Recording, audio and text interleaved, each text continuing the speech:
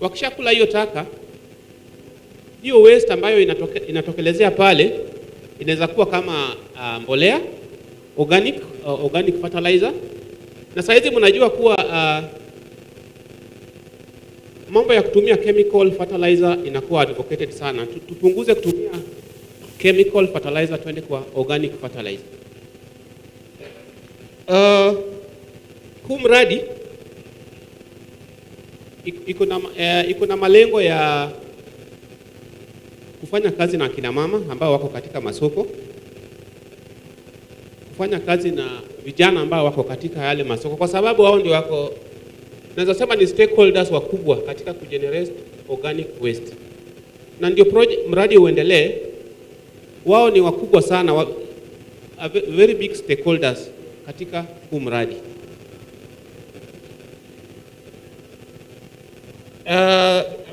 Hawa ndio wanaitwa black soldier flies. Mtaelezewa jinsi ambavyo wanafanya kazi. Pale mbeleni tutaenda kutembea katika factory pale, tutawaona live. Mambo ambayo tunasema hapa yasiwe ni theory, tunataka tuone vile hao black soldier fly wanakula hayo taka, wanayabadilisha ikuwe fertilizer, na mtaona hiyo fertilizer. Na hata wengine mkiweza mnaweza kununua hiyo fertilizer mkiona pale. Huu project ina target beneficiaries wa gani? Ya kwanza ni wamama ambao wako kwenye soko, traders ambao wako kwenye soko, wako hapa, si ndio? Muinue mkono. Nyinyi ndio target beneficiary katika hii project, kwa sababu nyinyi ndio mko pale mna manage yale masoko, na tutarely sana kwa ule uongozi wenyu ambao yako pale kwa masoko kupata hii organic waste ambayo inaweza kupelekwa katika factory. Beneficiary wa pili ni youth. Si pale kwa soko kuna youth pia, wale ambao wanafanya kazi ya kufagia, wale wengine ambao pia wanafanya biashara ndogo. Hao ndio watatusaidia kufanya kitu ambayo inaitwa waste segregation. Ile ni kugawanya ile takataka. Tunajua pale kwa soko kuna yale makaratasi juala, si ndio? Polythene bags, kuna matakataka mengi, lakini tunahitaji hiyo waste ikuwe segregated, ambao wale vijana ambao wako pale soko pia watatusaidia kufanya hiyo kazi. Beneficiary watatu ni wakulima. Wangapi hapa ni wakulima? Najua unaweza kuwa uko kwa biashara lakini pia kule nyumbani umefuga, si ndio? Utabenefit mara mbili, kwa sababu kuna mbolea ambayo itatoka katika BSF plant, alafu kuna chicken or animal feeds ambayo inatoka katika BSF pia. Kuku, nguruwe na mifugo wengine pia wanakula wadudu ili kupata protein. Pia the community at large, because takataka itakuwa inatoka kwa soko na kwa manyumba na kwa mashule na kila mahali, we'll have a cleaner community. County ya Meru itakuwa ni safi. Vile nilielezea, project hatuwezi kuifanya peke yetu, lazima tuungane pia na watu wengine ili project ikuwe successful. Tuko na Meru Central Coffee Cooperative Union ambao ni wadau pia wetu wakubwa sana, wametusaidia katika hii project, katika mobilization. Meru Coffee wametusaidia kutupatia kiwanja ama shamba ambao tumeweka ile plant factory ya kuweka BSF plant. Sima coffee kwao, Meru Coffee wamekuwa our biggest supporters, na pia their staff wanatusaidia katika mambo mengi ya project kuensure that project inaendelea vizuri. Wa pili ni Isipe. Isipe ni watafiti, wanafanya ile research, scientific research, kujua kuwa tukisema kuwa BSF ama organic fertilizer inafanya vizuri, washafanya research, wako na findings na wako na facts ambayo watawaelezea hapa, benefits ambayo mnaweza pata kutumia organic fertilizer na chicken feeds ambayo inatokana na BSF. We affect sisi ambayo ni coordinators wa project, sisi ndio tuna coordinate. Tunafanya kazi na wafadhili ambao wako Sweden ku make sure that project inaendelea vizuri. Postcode lottery ndio wadhamini wetu ambao wako kule Sweden. Hela zote ambazo zinakuja kwa project inatoka postcode lottery. And of course, county government of Meru ambao wanatusaidia, wamekuwa pia wadau kubwa sana kutusupport katika hii project. Wanatusaidia katika kufanya mazingira mazuri kwa sababu pia hao katika agenda yao wako na agenda kubwa sana ku ensure that mambo ya waste in Meru County imepunguka na imekuwa managed vizuri. So inamaanisha project malengo ya project na Meru County iko sambamba. And also the most importantly, the women from the markets, who are the biggest stakeholders and the biggest beneficiary wa huu mradi. Na as mradi tuna expect tufanye haya ili tukuwe na organization, tuna register cooperatives. Kwa sababu tukifanya kitu si lazima tukuwe organized.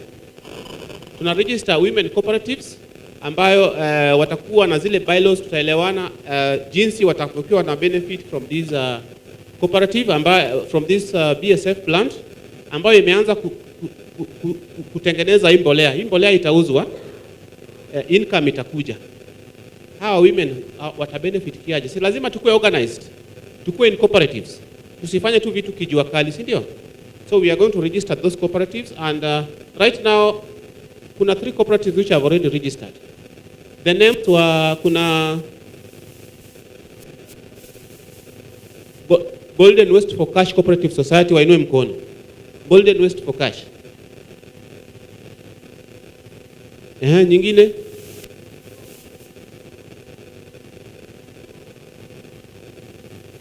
Silver West for Cash Cooperative Society from West Imenti, Central Imenti. Wako wapi? Wako wapi? Wale wa Gidongo Market. Inafaa sasa mwanze kutumia hiyo jina sasa. Hiyo jina ndio tutakuwa tunawa recognize nayo kuanzia leo. And the third one,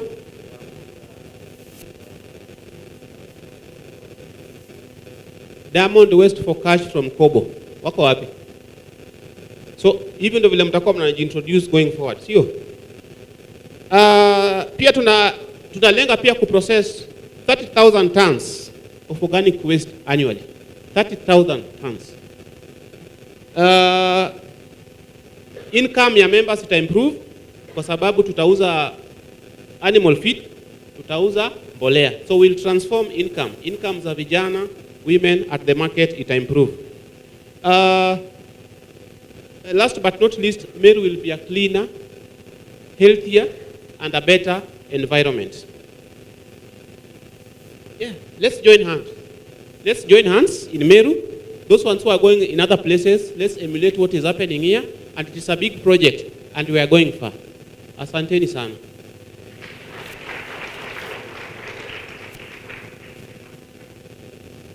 Thank you very much, Shadrach.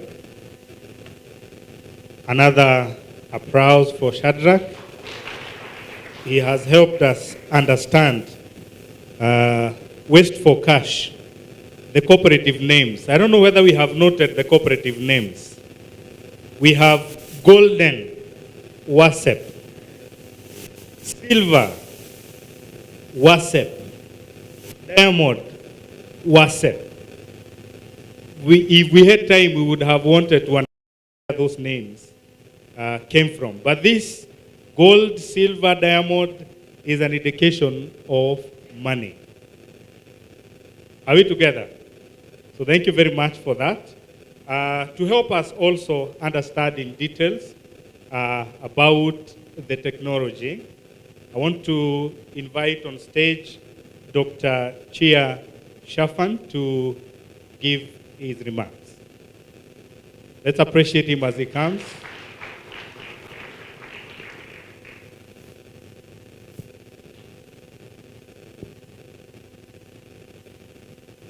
Good morning, everyone. Good morning. Morning. Okay.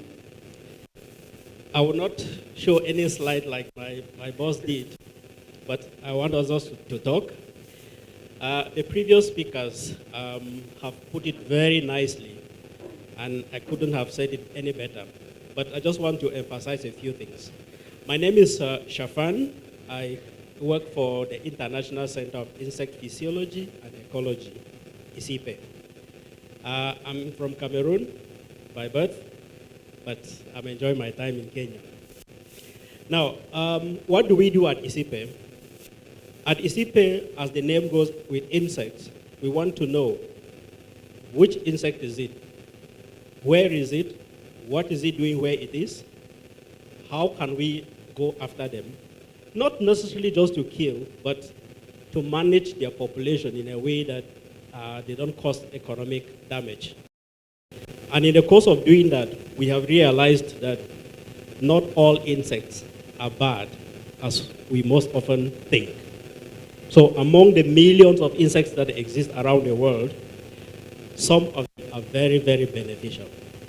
And in that case, we have now come up with a program we call Insects for Food, Feed, and Other Uses.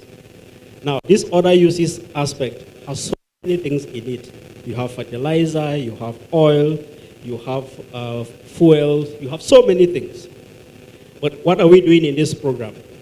We are asking ourselves, at the time when what we eat is not just no longer about the food itself, but how the food is prepared.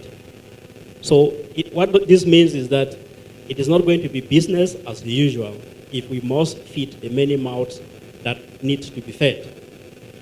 In that case, we are asking ourselves, how can we then change the way we produce the food we eat now and the food we will eat in the future? Commonly, you will hear terms like sustainability. It is almost on every lip today. Climate change and all this, food security. It is in that context that ICIPE now comes in. Now, our problems are many in the society, not only in Kenya, not only in Africa, but globally. The problems are similar. What are some of these problems? We have a big problem of unemployment. We have a big problem of food security. We have a big problem of waste accumulation in our communities. Now, somebody has made a statement that if you want to deal with a problem very fast, put a price tag on that problem. And before you realize, the problem will disappear. Now, I'm coming now to the project where we are talking about waste for cash. If we have waste that is accumulated in our environment, how can we deal away with this waste in a way that that process does not also become a problem? That is where now the idea of waste for cash is coming.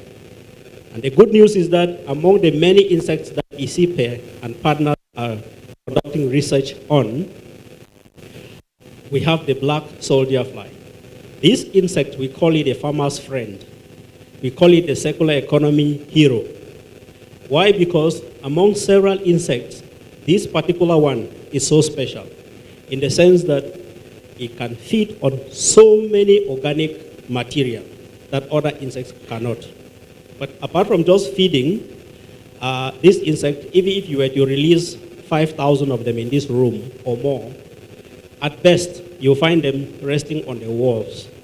They don't bite you, they don't sting you, and they are not known to transmit diseases, like housefly, which you know that feeds, it even bites human beings.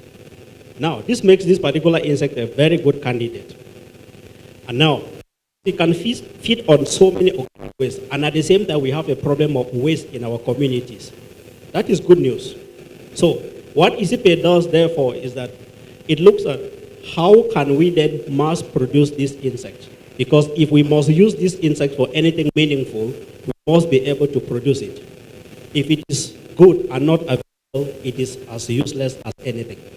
So we generate technology on how to harvest this insect from the wild, bring it home, produce it in large quantities so that we can now start talking business. We can now start talking cash. Now, in this particular project, ICIPE, what it does is to now generate this technology, generate evidence, so that by the time we are bringing it back to the community that, hey, there is something here for everyone, we have evidence. Because if someone should invest their money to generate these insects and the other products, there must be evidence to support. that investment. So we generate the technology, how to do it, where to do it, when to do it, for who are we producing it, and then how can it change our livelihood. That is what ICP, as part of the consortium for this project, is doing. So I am happy that today in this room we are all gathered in our large numbers to listen, to learn, to contribute, because at the end of the day we shall all learn from one another.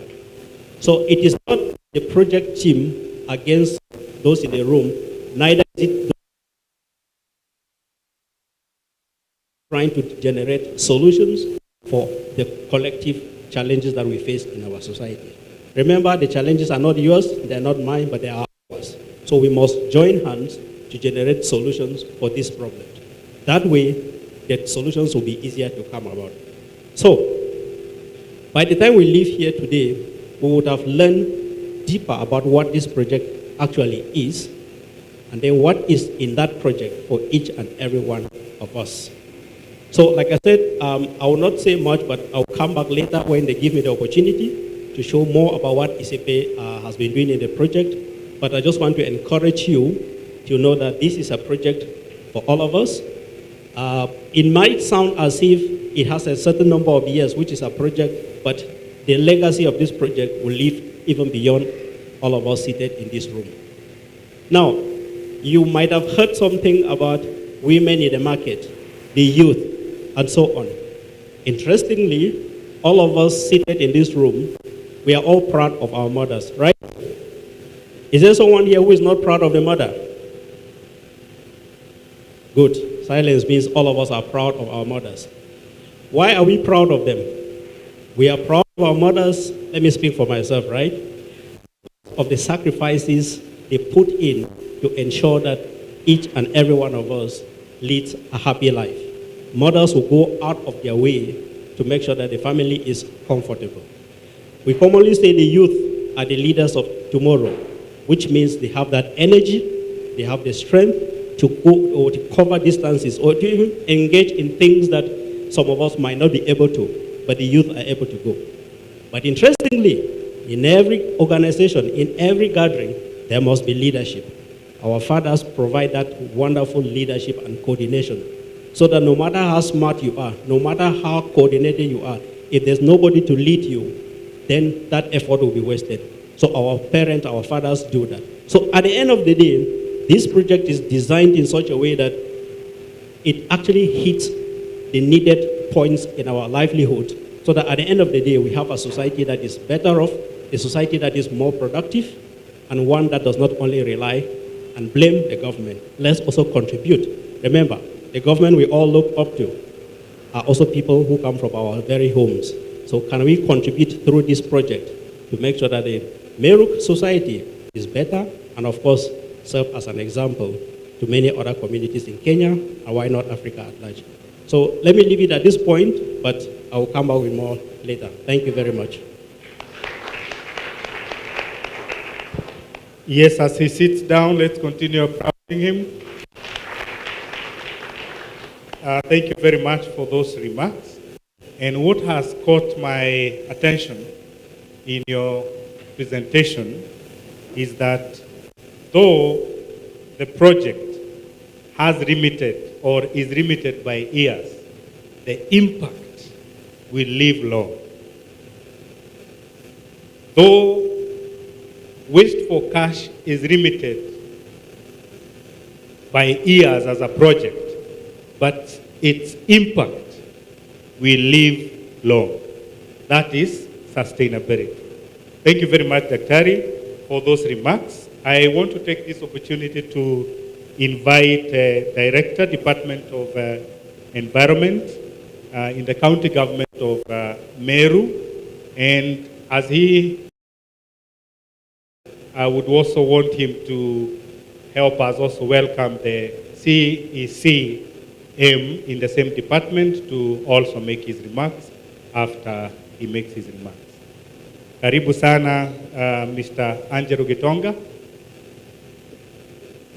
Let us encourage him as he comes over.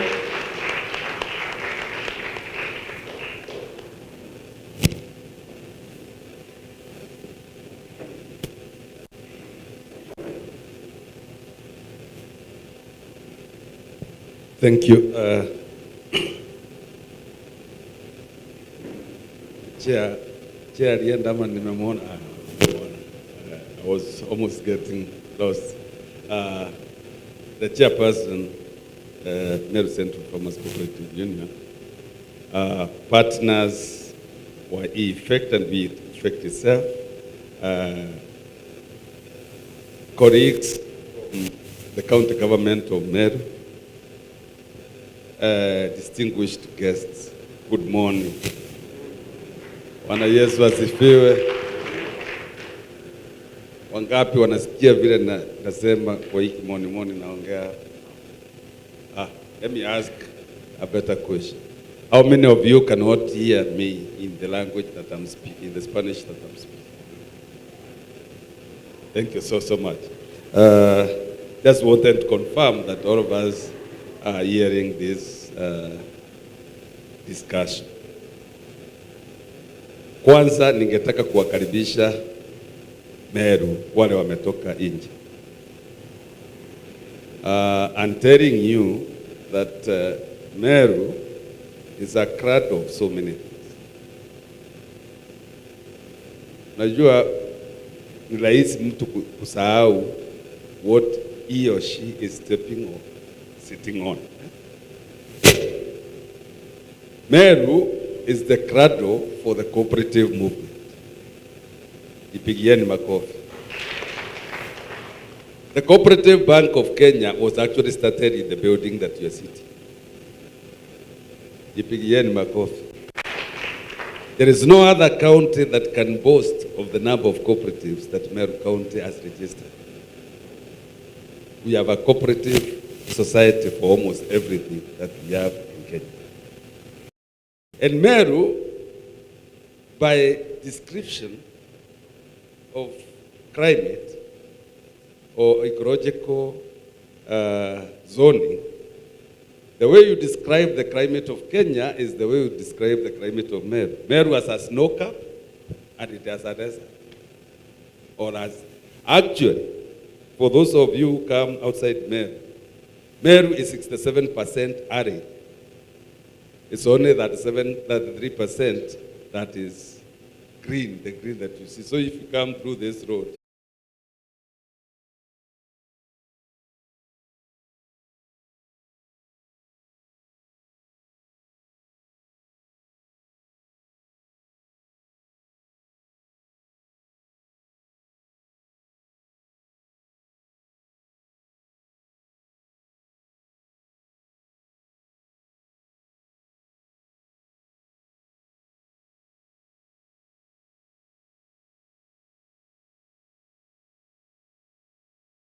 ni viazi vingapi vinatokaga Keberechia vikiwa vibaya?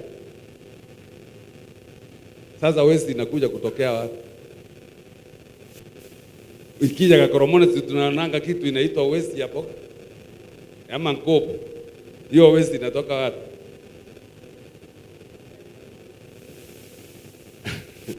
Ni makosa our ordering, vile tuliado kutoka kwa shamba, vile tulirusha kwa gari, ikifika kwa soko sasa iuziki tunaita waste. But is it truly waste?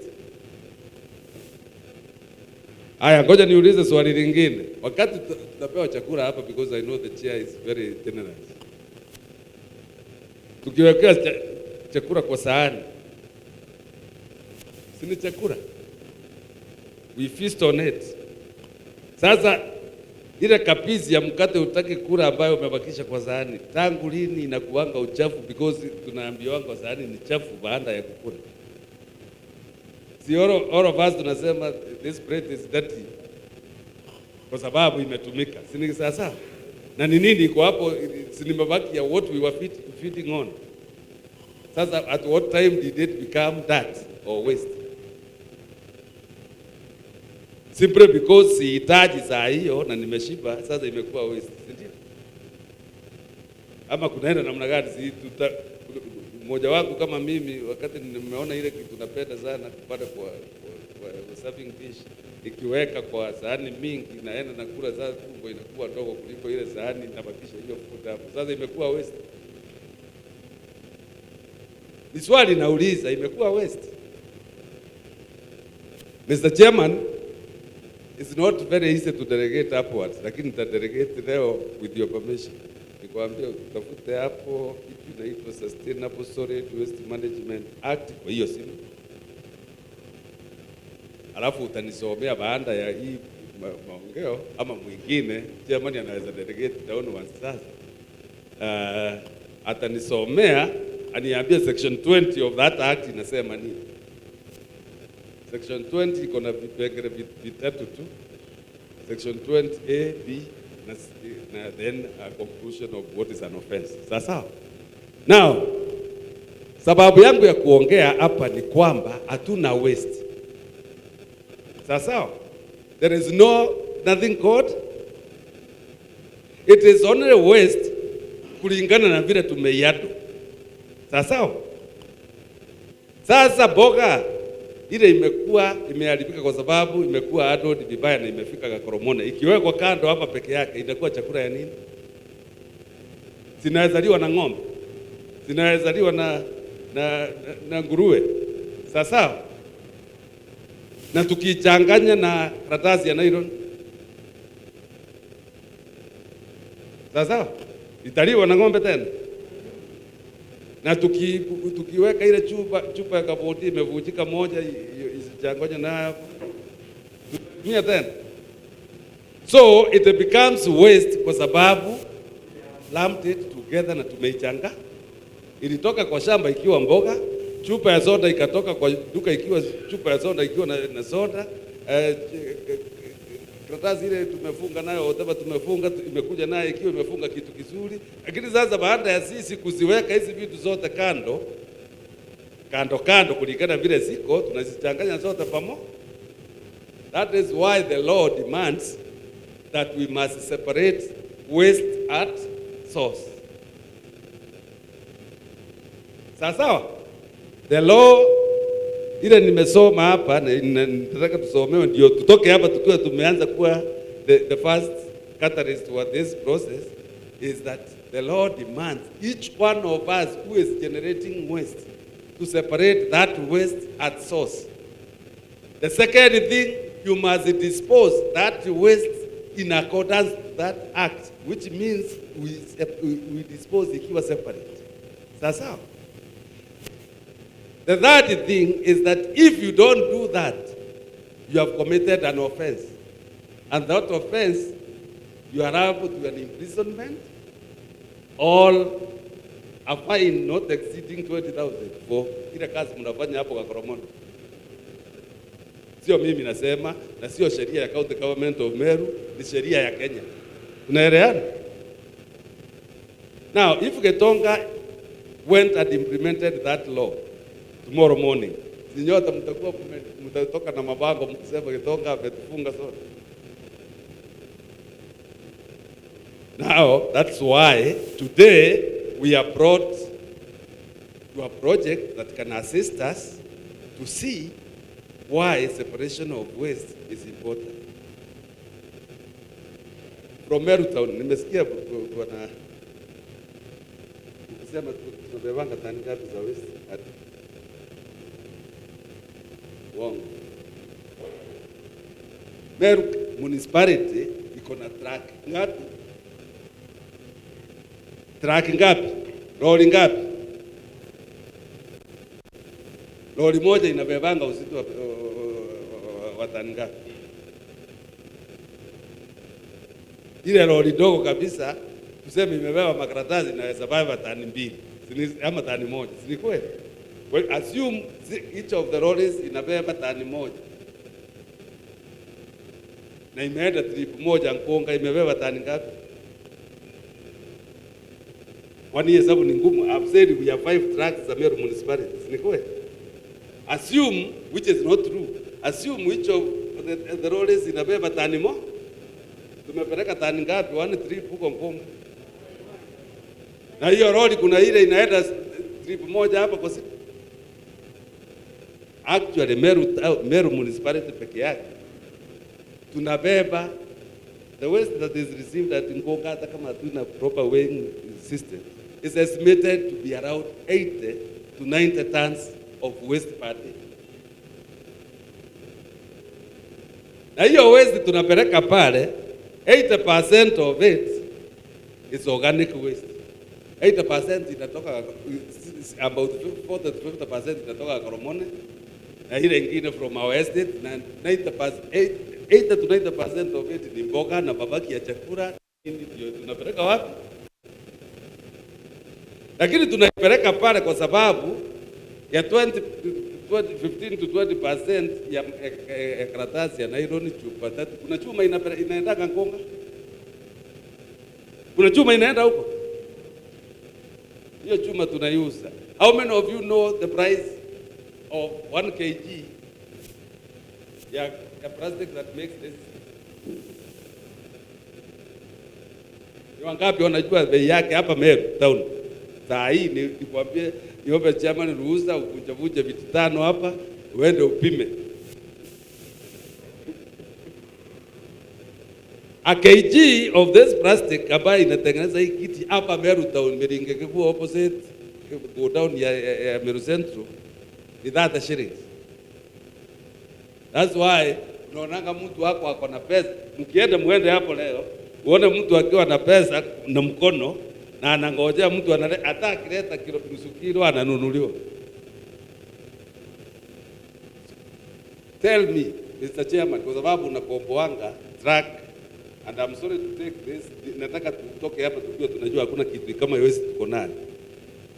Kukomboa one semi-trailer kutoka Meru kwenda Nairobi ni kama pesa ngapi?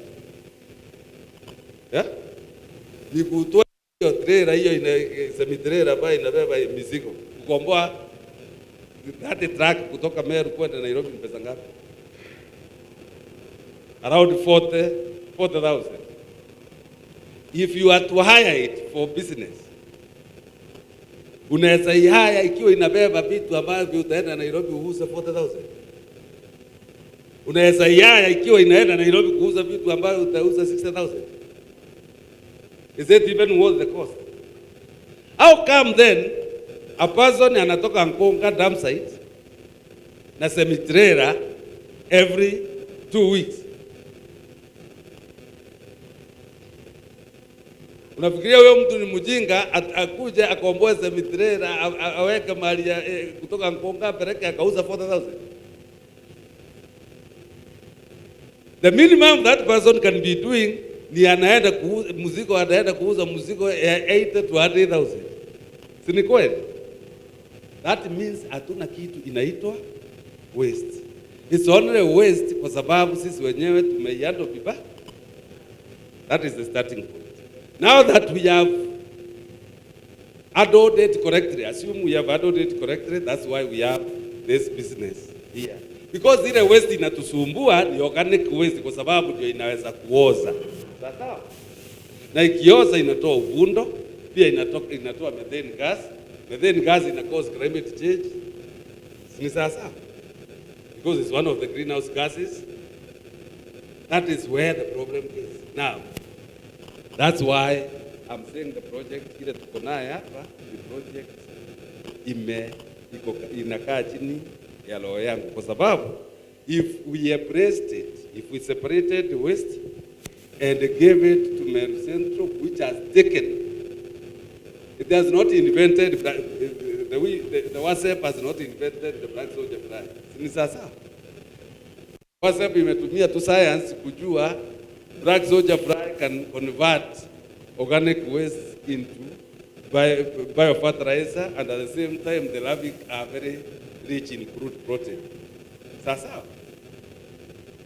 the novelty of this project we effect is that a big organization like Meru Central Farmers Cooperative Union has taken the risk of commercializing through participation of women, commercializing the utilization of the black soldier fly to treat waste. Sawa sawa. So ningewaomba kabisa from the science side hatuna deficiency. From the practice side tufanya kwa sababu we are the pioneers, ndio tuwe tumesort out shida ya waste in Kenya. Tunaelewa? Na tumeconvert all our residues into money. That's the business that we have in this process. Allow me at this point to introduce the county government of Meru. We have some officers from county government of Meru. I am aware our county executive committee member for agriculture was supposed to be in this meeting, but he has sent a representative. Ndugu yangu karibu upeane remarks CC member for agriculture. Sitaki kumtaja by name because namjua na anakuwaka na sauti. Sababu ni mwalimu wa wakulima. Thank you so much. But before I give it the mic to him, do we have any other member of the county government who is that we recognize their presence? Cooperatives? Thank you so much. Karibu sana. Thank you so much. I apologize for taking long, but I know this was very important. Thank you so much. Thank you. Thanks once again, clap for my senior, Mr. Director.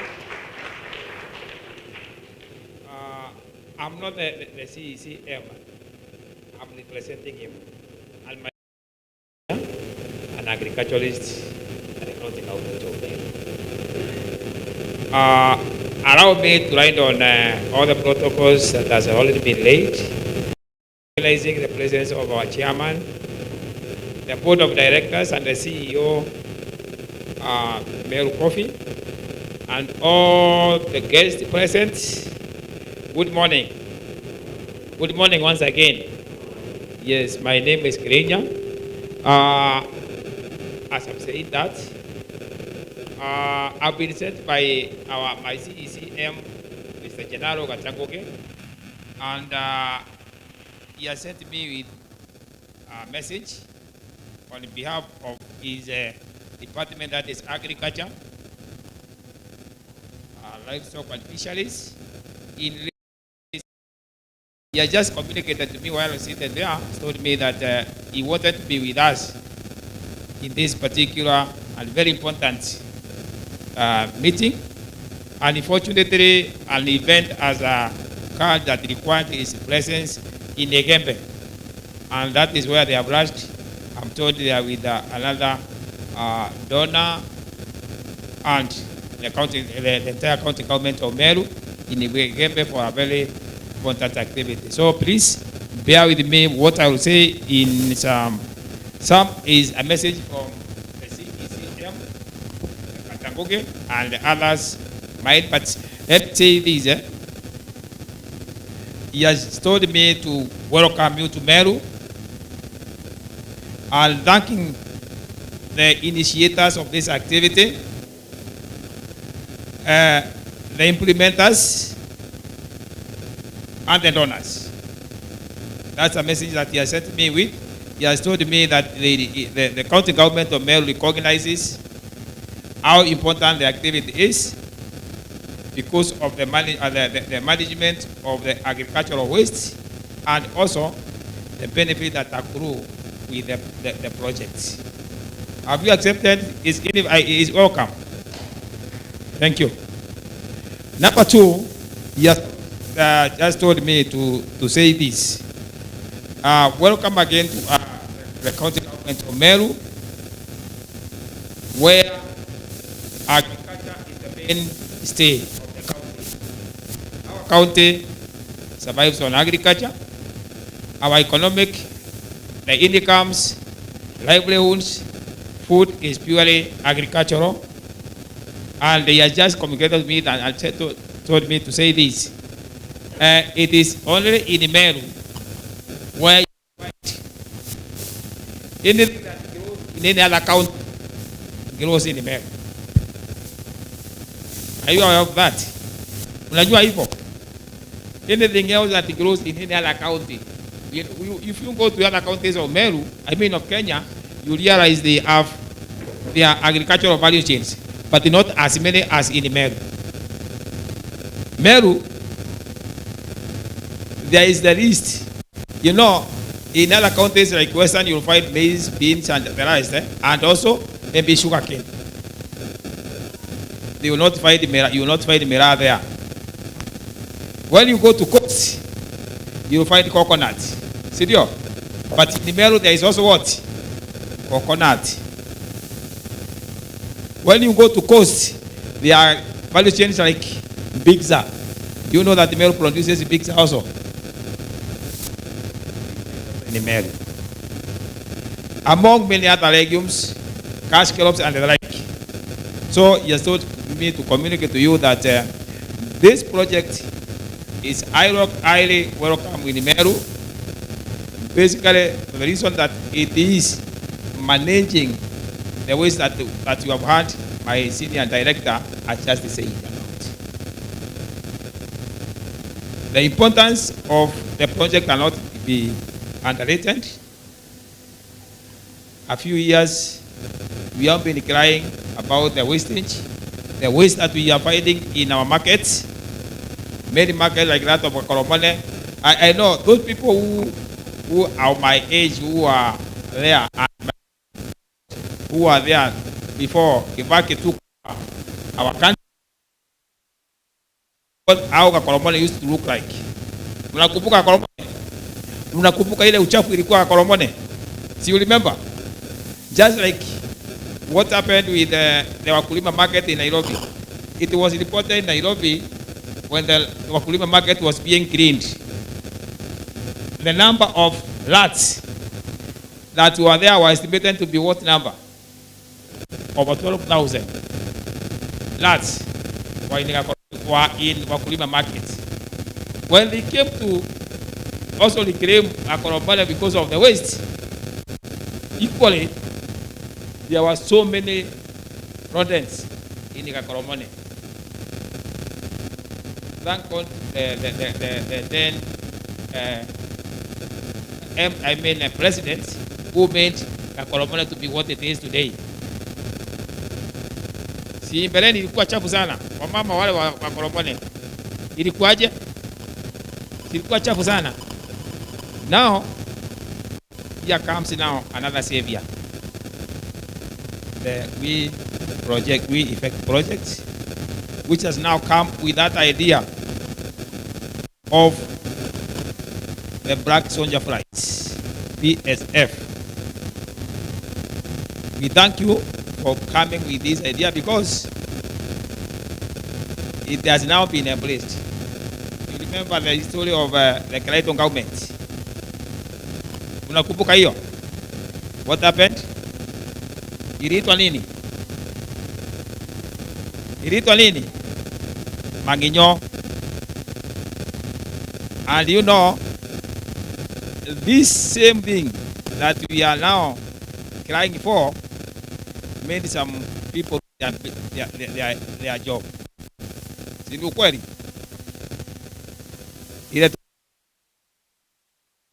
The rejected stone becomes what? The cornerstone. Thank you, the implementers, the We Effect, the post-court Rotariat, his people, and the market players who have agreed to implement this project because of embracing that important project. It was lost, but it is back. I remember one of my directors, who is my friend and a colleague, had a heavy task of responding to ministers in parliament about the Manginyo business in Meru. He had that task. But finally, they were able to convince the ministers about the importance of what? The BSF. And actually, it is very, very important. Let me say, this is personal.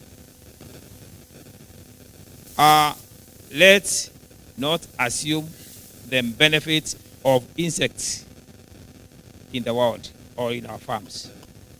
Insects, never take any time you see an insect, assume that it is harmful to you. Because what was harmful 10 years ago is very important. Fly. In some areas like coast, butterflies, they are economic drivers ya some people. Si mnajua hivyo? Huko kuna hiyo inaitwa nini? Ile the forest. What is it called? Wananjiro. Kuna Sokoke forest in coast where they rear butterflies. Please, let's take benefits from insects. It's very important to our lives. Let's not kill the insects. By the way, I believe that insects are older than our life in the world, in this on earth. That is miaka ya watu na miaka ya insects. When we say that we are around like 2,000 years, insects are over 3,000, 4,000 years old. So if as much as we are trying to manage and kill them, we cannot eliminate them. They are the ones who can eliminate us. But we cannot eliminate because they have lived to survive. They have managed to, they have learned to survive their life here on earth. So please, let's try to manage our insects. Let's try to, what we have is very important. Insects like BSF, insects like flies, like bees. Please, sisi ni wakulima. Wameru ni wakulima. Lakini as we benefit from what we want, let's not destroy the nature. That's the insect. A research that was carried a few years back about insects, about bees in Meru. From the what my senior director said about the mountain to the lowest, it was found that in the forest, the bee population is very high. But as you go down the ecosystem, bee population decreases. Why? Why? Because of our abuse of agrochemicals. And you know, it has been said that very, very soon, if we don't manage the bee population in the world or even in Kenya, we may be having problem of food. Bees, see them and kill them.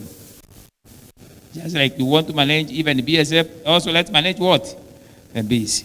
As I end, I want to say that I'm very grateful. I know the importance of this project. There are so many benefits that accrue out of this project. To the implementers, it is not time wasted. Don't look at them as Manginyo as it used to be seen. There is bigger benefit of implementing the project because from this, the BSF, I've seen a number of products there that I know we shall be shown, but we can get animal feeds, that is dairy feeds. We can also have poultry feeds with high levels of CP, crude protein, which is very limiting in most of our feeds. So from BSF, we can get the animal feeds. At the same time, manure, that is crop nutrition, is also a major benefit to the implementers. Also, employment creation. Is inatuajiri. Ikituajiri, what do we get? Income generation, among other benefits.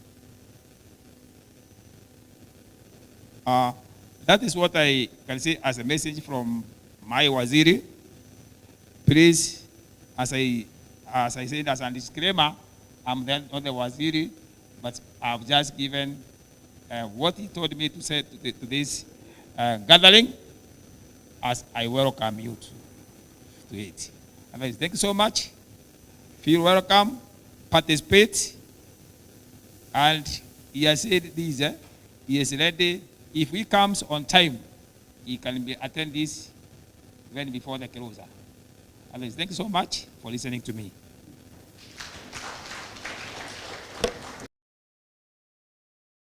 Thank you very much, sir, for the wonderful remarks. We also appreciate Director Senior for even reminding us that there is an act in the Constitution that talks about waste. That is the Sustainable Waste Management Act 2022, Section 20 on segregation of waste. That was very encouraging to even know that there exists aspects that can support what we are doing as Wacep. In the next session, let us appreciate them, all right? Yeah. Let us do the usual. Because pesa ikatikele, asante sana. In our next session, that starts between us and Tibre, I will invite Ms. Carol Kainu, factory manager, to also highlight a few aspects on black soja fry production process. But also, within the same time, Dr. Chia Shafan, you will also be in this session because we could be having a few questions regarding the process that will be described by Ms. Carol Kainu, and maybe an overview that you shall be giving. So I will welcome Ms. Carol Kainu. Later we shall have Dr. Chia Shafan, and as they present, just put down your questions. Let's applaud them. Those are our partners. I would also like to recognize ICIPE, who are also our partners. Yes. So I would also like to recognize the groups. I know we have come from different places. Let us applaud ourselves. Thank you for coming. I would also like to appreciate our senior management. Thank you for making your time. Now, very quickly, I do not want to preempt. Sijui niongee kwa lugha gani, Shadrach. Our groups, niongee kwa Kiswahili ama Kimeru? Kimeru ama nichanganye zote? Okay. Sawa. Now, my name is Caroline Kainu. I am the factory manager. We are the people who are implementing the Waste for Cash project. Yeah? Wangapi hawajaisikia hii jina Waste for Cash? Today unasikia Waste for Cash iko project. Just by show of hand. Sisi wote tumeshawaisikia Black Soldier Fly. Nani hajawaisikia Black Soldier Fly? Oh, all of us tushaisikia. That's good. I like that at least in one way or the other tumesikia huu mdudu. Na so kwanza I want to ride on the remarks that have been made by our director in the County of Environment, ambaye amesema kuwa huu mdudu ni mdudu very beneficial. Let me say that. Sindio? Sijui kama mnajua, but I think by now kama mshaisikia Black Soldier Fly, you already know vile huu mdudu anatusaidia. So basically, ni mdudu ambaye anakula organic waste. And that is why we work with women in the cooperatives. Sindio? So ni mdudu ambaye anakula organic waste. As our, we will have specialists here who will tell us more about it. But just to give you an overview, ni mdudu ambaye anatusaidia kumanage waste in our environment. Mumesikia director akisema the amount of waste that is being produced in Meru County. Si mumesikia? That's a lot of waste. Na akasema 80% of the waste is organic waste. Now that's where we come in. Because we manage the organic waste. Excuse kidogo, niko na homa in case I'm sounding. So we take this waste, tunaenda tunafeed hawa wadudu. Na hawa wadudu wanatumika kutengeneza animal feeds. Tokuigwa babeti. Bokuigwa. Antobako badoko ibombigwa. Menya babubu ya antobako no mwankato aliyetukiga na wa. Now, but I don't want to kwenda kwa na Kimeru mono ndio tusipoteze wengine. But now, mdudu, benefit number 1 mdudu anatusaidia kuclean our markets. Sindio? Ama nyinyi wenye mnafanya sokoni mnapenda kukaa kwa environment chafu? Hapana, sindio? So, Number one, anatusaidia ku clean our markets. We have cleaner markets through the invention of black soldier fly, because we collect the organic waste, tunapea hawa wadudu wana feed on the organic waste, and in return we have valuable products. Number one, nikasema anatumika kutengeneza vyakula vya nguruwe, kuku, samaki, hata wale, what do you call them, pets. Wale wanaeka pets huko nyumbani, they can also be fed on pets. So number one ni mdudu ambaye anatusaidia kutengeneza animal feeds, si ndio? As we may know, wale wakulima wengi hata wa poultry na pig, they always complain about animal feeds, the price of animal feeds. Inakuwa ni cost kubwa sana. But now the invention of black soldier fly, which is an alternative protein source, inasaidia sana wakulima, because now leave alone soybeans, leave alone omena. Huu ni mdudu ambaye akona a lot of protein na anakuwa a cheaper option. Unajua omena, now we compete with omena, juu omena binadamu wanakula. Vodare omena. Omenito samaki toda tunini, ni wale wa samaki wadogo. Si binadamu pia wanakula omena. So there's that competition. Binadamu wanakula omena, watu wa kutengeneza chakula ya ng'ombe pia na ya nguruwe wanataka omena. Now there's a huge competition. Aya, ukisema ni soybeans, you need very huge chunks of land kupanda soybeans. Okay? Ama kunaye hapa ni mkulima soybeans. But now, with black soldier fly, you have an alternative. Now we will be supporting our companies that make animal feeds, as also we make ours, so that they can have an alternative apart from omena and those other things. We will be offering that alternative. And then I would also like to say that ni mdudu akona benefits mingi. Najua ni mambo tutambiwa na Dr. Shafan, but let me just mention that also ana producing organic fertilizer. How many of you have been to our factory? Nionyesheni kwa ishara ya mkono. Betty? I am sure by now mumeona hiyo mbolea organic. So ni mdudu ambaye anatusaidia kutengeneza organic, mbolea organic ama organic fertilizer. Apart from that, anatengeneza pia foliar fertilizer. Our scientists will tell us that, our experts, we have products there, mtaonyeshwa. Ni mdudu ambaye anatengeneza a lot of products. There's a wide range of products, ranging from foliar fertilizers, nimetaja organic fertilizer, protein for animal feeds. Mtaonyeshwa hizo vitu zote. And also inatumika kwa pharmaceutical industries, for those who wanatengeneza dawa. Ni mdudu ambaye pia there's some kuna chitin na produce inatumika kwa pharmaceutical industries. So ni mdudu ambaye ako very economical. For my people in the markets, women in the markets, director wa environment ametaja mambo ya waste segregation. I know it's something we have done, but tutaendelea kuwa train. Si mumetuona huko sokoni. This is something that we will continue doing. Tunakuja huko sokoni, tunaonyesha mambo watu wa mama wetu mambo ya waste segregation, so that hata ukiweka waste yako unajua karatasi unaweka kando na organic, so that now tunakujia organic. Huu mdudu atumii inorganic. Organic ni kitu ambayo inaweza oza, ni waste ambayo inaweza oza ya matunda, ya mboga, ile waste ya sokoni ama chakula yenye tunabakisha. Si tunakulanga chakula zingine tunabakisha. Yeah, so we will continue doing that, sensitizing you in the market. Tutakuwa tunakuja, mumetuona, we will continue coming. Ndio tuendelee kushirikiana hivyo, and I want to thank you for the support you've given us so far. I would also like to highlight that huu ni mradi ambao umesupport cooperatives. Si tumesikizo cooperatives zenye tumeshakuwa registered.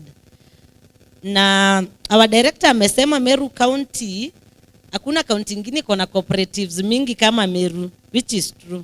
Najua tuko na watu wa Kirinyaga hapa, but just to remind them, is true that Meru is leading. Na simnaona tunaendelea kuongeza cooperatives, because through this project we've been able to register 3 cooperatives. So simnaona cooperatives zinaongezeka Meru. And I just want to urge you, our women, wenye mko hapa mko kwa cooperatives, mkirudi, talk to your fellow women in the markets, wa join the cooperatives. Juu kutakuwa na benefits. Huu ni mradi ambao unakuja kuishi, hatujakuja for a short time, si ndio? We want to keep supporting you as you support us and keep pushing the project forward. So ni mradi ambao utakuwa for a long time. So wale wa mama ambao sokoni wanawauliza, tunasikia mko kwa cooperatives za kuokota waste. Yes, please tell them what it's about. Urge them to join the cooperatives because mazuri yanakuja. I know by now those who are in the cooperatives know, si ndio? Yeah. So we will, it's a whole day of engagement. I will share more.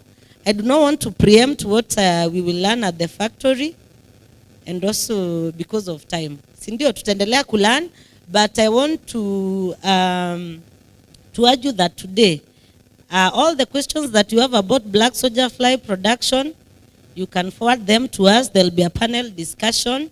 You can forward all your questions, and we will be able to tackle them. Si ndio? Is there like a question? The rest tutalearn. We will continue to learn. It's a whole day of engagement. I don't want to take so much time. Thank you, MC. Thank you very much. Karibu sana Daktari. We progress on the discussion for a few minutes. We have questions for you to answer, and then we shall break for tea. Karibu sana. Thank you, Mr. MC, for the wonderful work you are doing. Thank you, Carol, for that wonderful talk. Yes, it's time for us to discuss. I mentioned earlier on that we are here to learn. So please, let's loosen up ourselves, ask those questions or that question that might be bothering you. Remember, with me, there is never a wrong question. There is not even a stupid question. When we are learning, we are all stupid until we get taught. So please feel free, ask your question. This is the opportunity. There is a reason why this symposium was captioned as a learning meeting. So we are here to learn. So please feel free to ask that question. And maybe before you ask the question or as you prepare your question, let me just go back to what Carol has presented. If you are asked, what is the process of producing the black soldier fly? If you wake up this morning and said, I want to start producing the black soldier fly, what is the process? What do I need to do? What comes first? As basic as that. By the way, the power of the black soldier fly technology lies on the simplicity of the process. What do I mean? You don't need to be a professor. Yeah.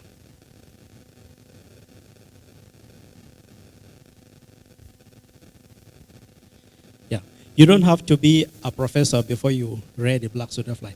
That is the beauty of the technology. All of us seated in this room can start a black soldier fly farming in the next minute. So let's feel free, ask, and then we shall all teach ourselves as we sit here. Please feel free. Who wants to take the lead to ask the question? Okay, while you are still preparing your question, I'll answer the question I asked. What is the process? Now, this is an insect here. It is a decomposer, as the insect is. So what happens is, where do you find the insect, even to start with? This insect is commonly found in every neighborhood, but most specifically around where you have organic material. Why is it there? Like any other parent, you want to give birth to your children or to have your children close to where there is food so they're able to feed and grow. Because this insect feeds on organic material, so the female of this insect would commonly lay its eggs close to the garbage so that immediately they hatch, they start feeding at once. So you would commonly find them around that point. Now, we are here to talk business. How do you rear the black soldier fly? So step one, get trained. If you decide today you want to be a black soldier fly farmer, get trained. Because when you get trained, you understand what you need and when to use it. So once you are trained, the next step will be ask yourself, where do I want to produce these insects? Once you identify the place where you want to rear the insect, the next thing is, do you have the place to keep the fly? Remember, the insect has the fly. So once you are able to identify the place, then the next question now will be, where will I get the insects to start in the first place? The beauty of these days is that you don't necessarily need to go back to the wild to look for these insects to start. Because of the work that ICP and partners have been doing over the years since 2012, these insects are readily available. So for example, at ICP in Kasarani and our other satellite organizations, like in Western Kenya, for example, once we train you for 5 days, for example, we also give you the starting insect so that you go immediately and start production.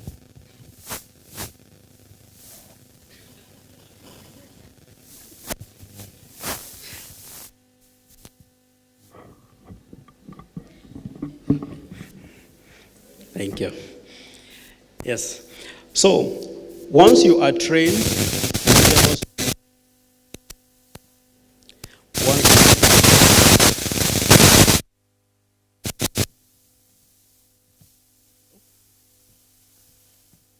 hello? Hello?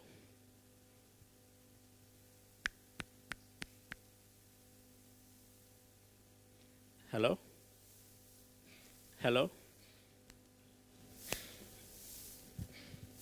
Hello? Can you hear me now? Good. Yes. So I was saying, once you have been trained on how to rear these insects, and by the way, our training is typically hands-on, deliberately designed so because we have realized there are so many textbooks, there are so many videos online, but that learning where you actively participate sticks better. We always say if we were taught mathematics in our local languages, we will be very smart in mathematics. So we deliberately designed the training of black soldier fly farming in a way that you participate in the process. Now, let's say you've been trained. You've shown us that you have where to start rearing the insects. We give you the starting insects, so they just go and introduce in your farm. That is one thing. You also need to identify, remember, the greatest input in the black soldier fly farming is the organic material. I want to really applaud the director from the Department of Environment. He gave a wonderful picture of this technology. He emphasized on the fact that there is no longer anything like waste. And indeed, I agree with him 150%. We only call this waste from our human construct. But remember, when you eat a pineapple and throw away that peeling, it is not because there are no nutrients in the peelings. It's simply because you have another alternative. So these insects utilize those nutrients in what we throw away. So once you identify where this waste, as we may commonly call is found, you are good to go. You will not make it in the black soldier fly farming without knowing where to get this organic material. Please, let's not fool ourselves. If you skip that step, you are ready for failure. Success awaits a prepared mind. And one of the preparation is to identify the source of the waste, the volume of the waste that is available, how often will you always get it, and then actively go into clear negotiations and agree with those generating this waste that going forward, I will be the one to collect this material. That way you can say it is yours. Remember, there are also other competing uses. Some people use them for animal feeds. Some people use it as organic material, fertilizer in their farm. So you have to deliberately make such arrangements so that you can ask, okay, I have source A, B, C, D to come to my farm. Once you have identified that, then you can actually say now, okay, am I growing the insects as a pet or as a business? Because if you are doing them as a pet, maybe you just want to grow a handful of them. And that way, you cannot make any business. Let me put it this way. In Kenya, as we speak now, there are over 3,000 black soda fly enterprises at different sizes that are operating. Kenya alone. The beauty now is, it is no longer a problem of where do I sell these insects, or where do I sell the fertilizer that comes from the rearing of the insect. It is a question of how much can you produce and when. In Nairobi alone, you walk into one feed miller like we did a few weeks ago, and this gentleman tells us that the black soda fly as an alternative to omena or soybean, in a day, he needs 3 to 4 tons of dried black soda fly larvae. That's every day. So which means, as we sit in this room, if you can raise your hands and say, I have 5 tons of the black soda fly larvae, dried or fresh, weekly, you are into business. So it's not something that you produce and then you are looking for the market. What does this mean?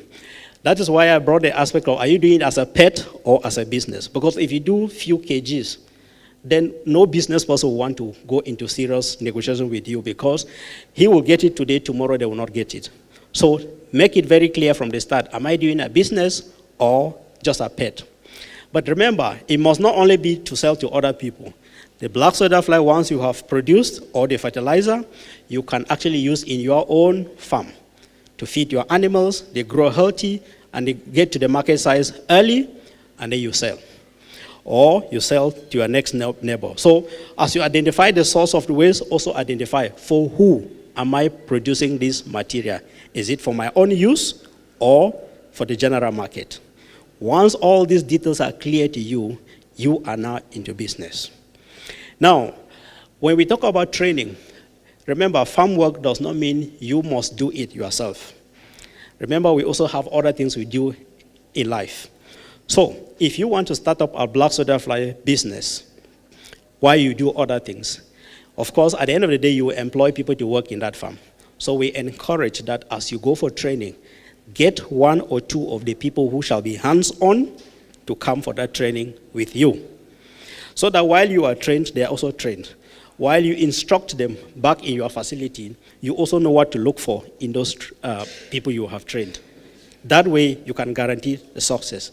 The pride of a businessman or a woman is to have someone in your farm who is knowledgeable and you can trust while you do other things. So please, training is key. Identifying source of input is another aspect. Identifying the market is very important. And then you can then talk business. So, to rear the black soda fly, get trained, identify the source of input, which is the organic material in this case, identify who you will sell to, or is it yourself, and then how much are you producing? How much do you plan to produce? How much you can produce depends on how much organic material you can source. The cleaner the waste, the better. The director, I can't emphasize any better, made it very clear. If we all sort our waste at source, that becomes an excellent input for the black soda fly farmers. If you may allow me, I mentioned, in 2022, I lived in a house in the Netherlands. This house was owned by a Kenyan. In the house were several of us. It is their policy that each home has 4 bins. Now, one is labeled organic, the other is hard paper, the other is soft tissue, and then one, if you are not able to figure out what type of waste it is, you put it there. The interesting part is that you must put the right waste in the right container, and then make sure you put it in a point where the municipality can pick up. So one day, a housemate who is from Germany, he carried the bin to the roadside for the container, to the trucks to pick up, and then he forgot it there. Just the next day, the neighbor just called the municipality and said, there is an abandoned bin of waste here. These guys came immediately and fined him 100 euros. This is about 15,000 Kenya shillings, just for abandoning a bin of waste. I'm trying to go back to what the director mentioned, that it is criminal for you not to handle waste the right way. So, and I think that that's a big lesson for me and for everyone in the room. As we think producing these wonderful insects and the fertilizer that comes from it, let's think business, let's think environment, let's think sustainability, let's think livelihood. At the end of the day, we'll produce wonderful ingredients for the market, but also contribute to the economic empowerment of our communities. Does Meru want to be the one to have an opportunity and let it go? Certainly no. So please, let's grasp it when it lasts, and then tomorrow we shall testify that we were the pioneers when it comes to producing this insect. I'm still saying this and waiting for questions. Remember, this is a question and answer session. Please, again, there's no wrong answer or question. We are here to learn. At the back there, at the end of the day, we shall have to interact to see the kind of products we are talking about, so that we are not only speaking theory, but we are speaking facts. Something, I mentioned the simplicity of this technology is the key. When you see the products, you understand what I'm talking about. It's not something that you need some sophisticated machinery to produce. So as we sit in this room, each and every one of us, given the interest, can produce these insects and their related products. Yes, please.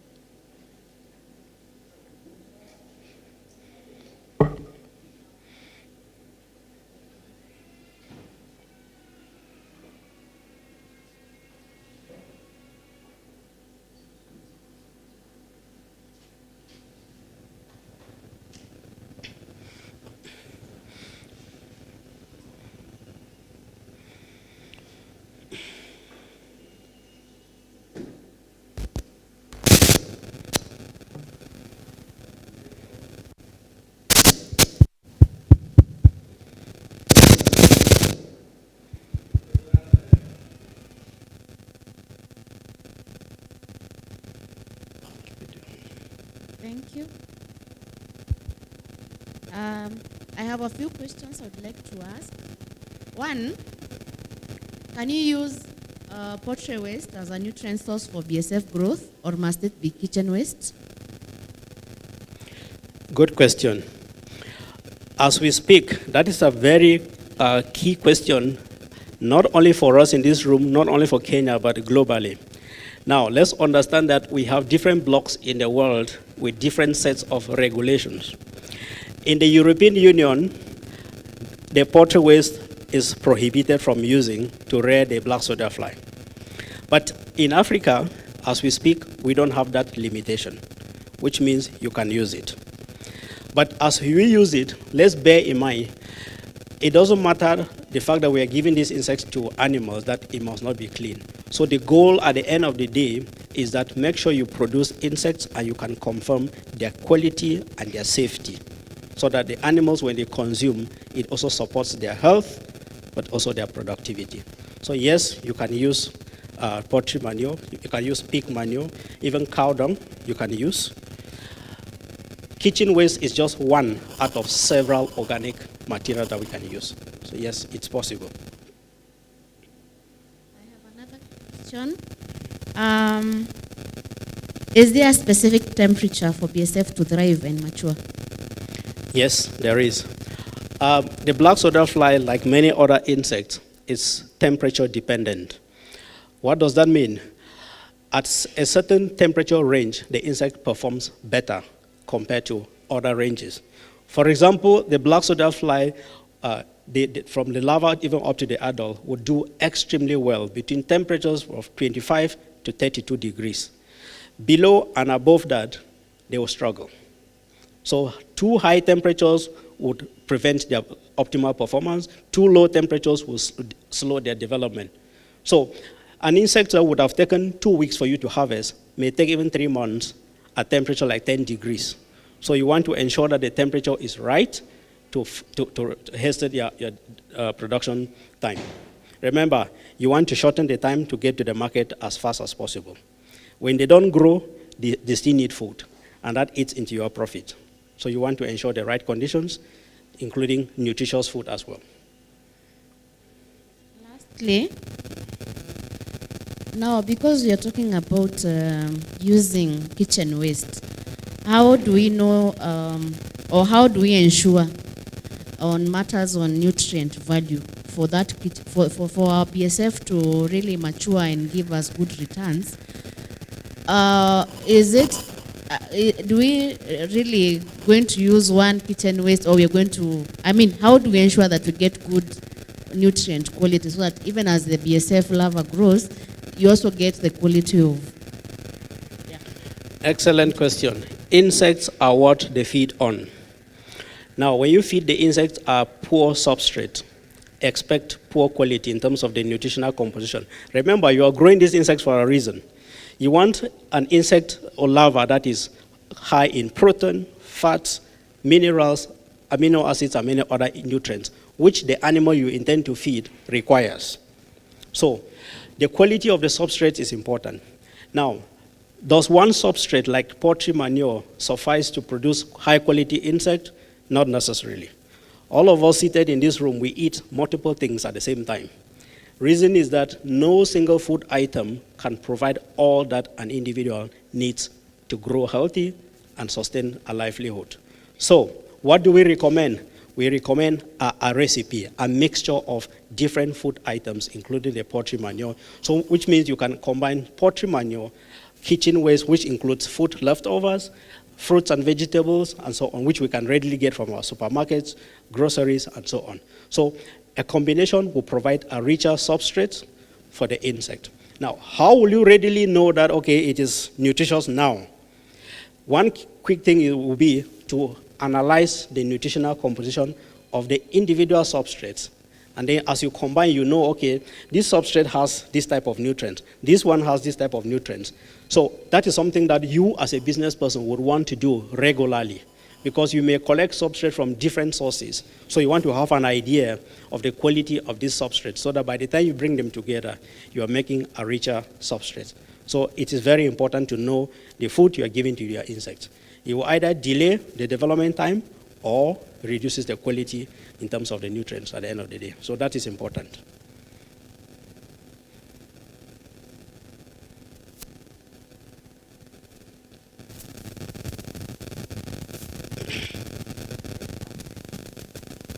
My name is Khamis from Remusi Housing. I have read somewhere that the black soldier flies don't have mouth. So I was wondering, how are they eating the waste? Another question is... Please, can you take your question again? I was asking, I read somewhere online that the BSF don't have mouth. Okay. So I was wondering how they are eating the waste. Another question is that if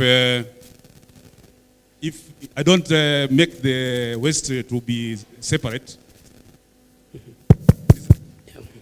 if I don't segregate the waste, what's the consequences? If I just put the waste together, how will the soldier fly manage to eat the waste?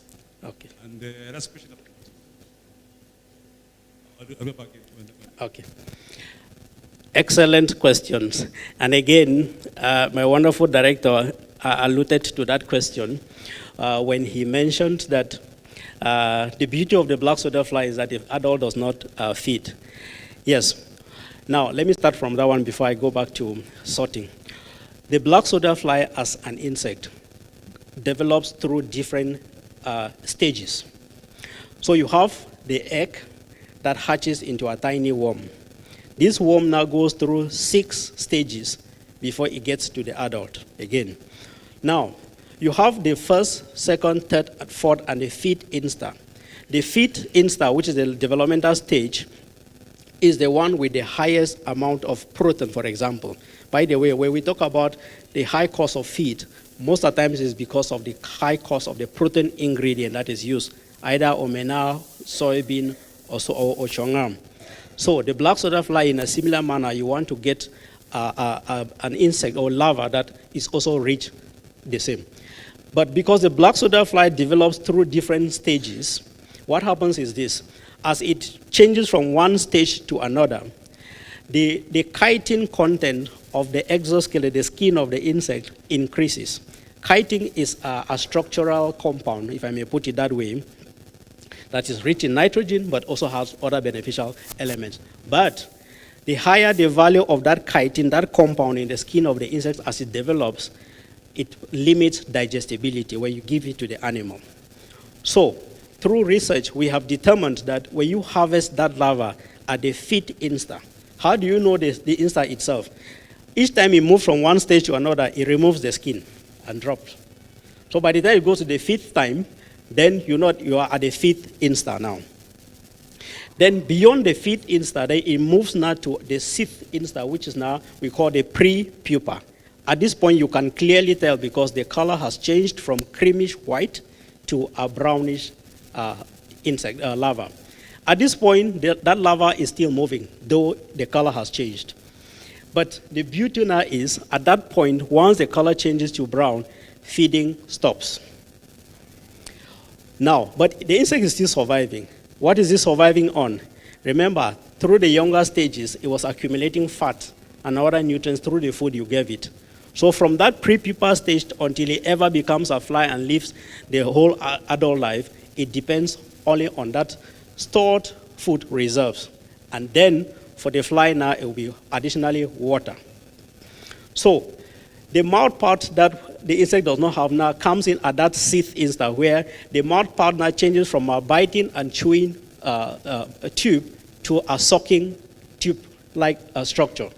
That is why if you give it even the world's food at that point, it cannot feed on it. That is where the idea of the black soda larvae flies don't feed, because the mouth has changed. So the only thing it can take at that point now is liquid.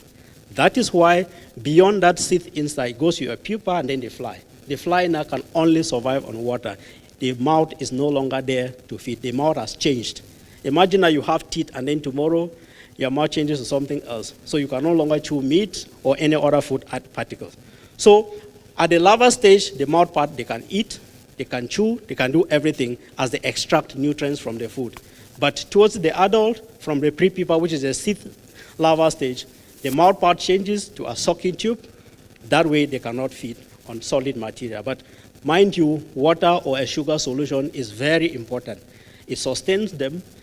The business of the fly is now to lay eggs for you. Once it drops the eggs, that is all about it. So you want to give it water so that it lays the eggs before it dies. So don't leave out water because the insect will dehydrate and then die. So very important. They have mouth parts at the larva stage, but no mouth part at the adult stage. Now, what happens if you don't separate the waste? Beautiful question.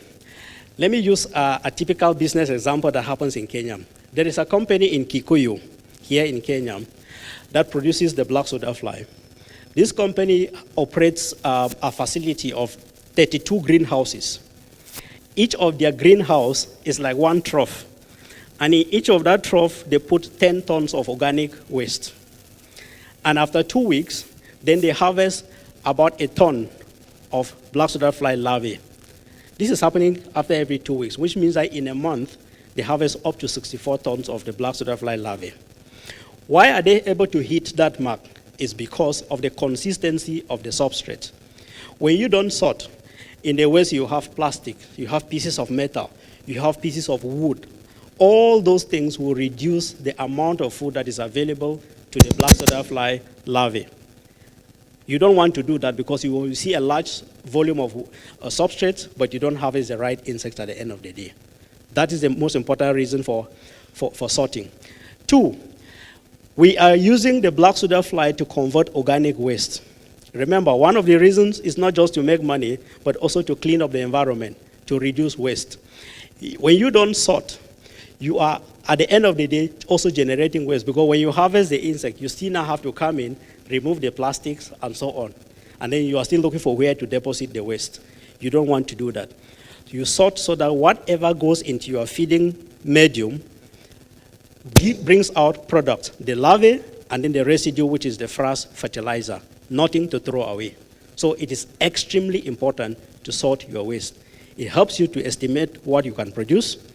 2, minimize waste at the end of the production cycle, and then have a clean organic fertilizer to use. I don't know if that answers your question. Yeah. Thank you very much, Daktari. That is a lot of information. And as we know, we cannot learn all this in one day. So because of time, I want to see how many more questions we have so that we can consolidate them. We shall be having a panel discussion where Daktari will be there, and I believe he will also be responding. You have something, Daktari? Yes, I was wondering, while people are still thinking of their questions, I would have loved to give an overview. Remember, I mentioned that the role of ICP in the project was to conduct research. So I was wondering if we can then quickly rush through the different aspects we looked at, and then we move, but I stand to be guided. I want to believe that should be our direction, and we all agree. Just move ahead with the presentation, and then we can ask questions individually, or even as we take our tea, or even as we move to the project site. Karibu sana, Daktari. Asante sana. Yeah, let me now come back to the presentation. Please allow me, having learned a lot from the room, right on the protocol, a wonderful protocol that has been established, so that I don't mention specific names and leave out very important people, and I know all of you are very important. So I want to go straight into the presentation. Please, this presentation, I am making it on behalf of the ICP team, particularly my colleague, Dr. Dennis Besigamukama, and my boss, Dr.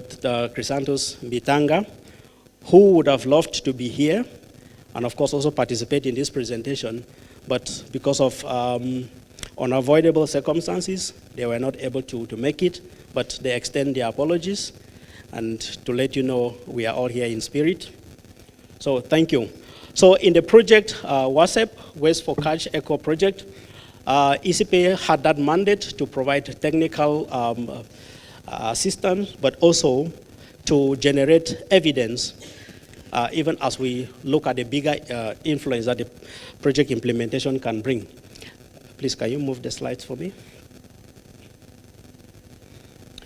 Briefly, I want to talk about ICP because if I assume that everyone knows what ICP is, that may be a disservice.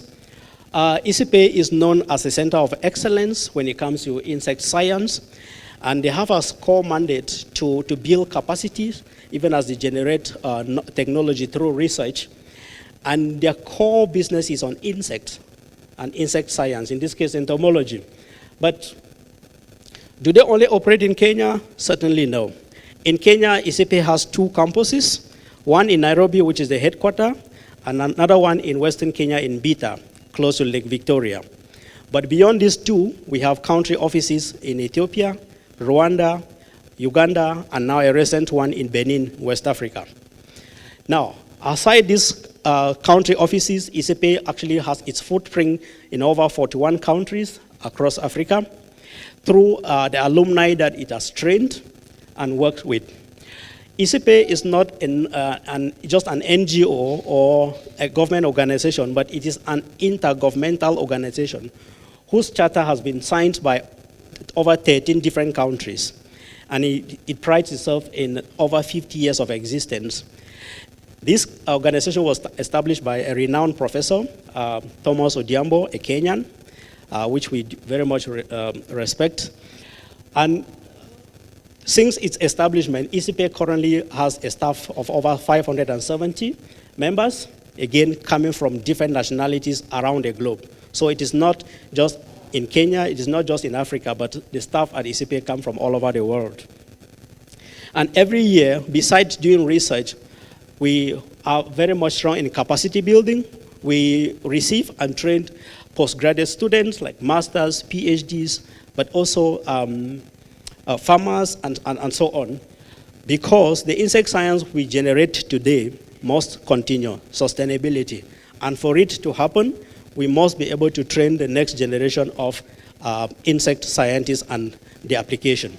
That is why capacity building is an important aspect at ICP. Again, this work cannot happen by ICP alone. So we have over 300 different partners, and finally we want to call them development partners. And postcode lottery is one of such development partners we are talking about. Those are the type of engagements that ECP goes on to engage. If you look at the pictures at the top right there, that's the entrance of the ECP campus in Kasarani around the police station.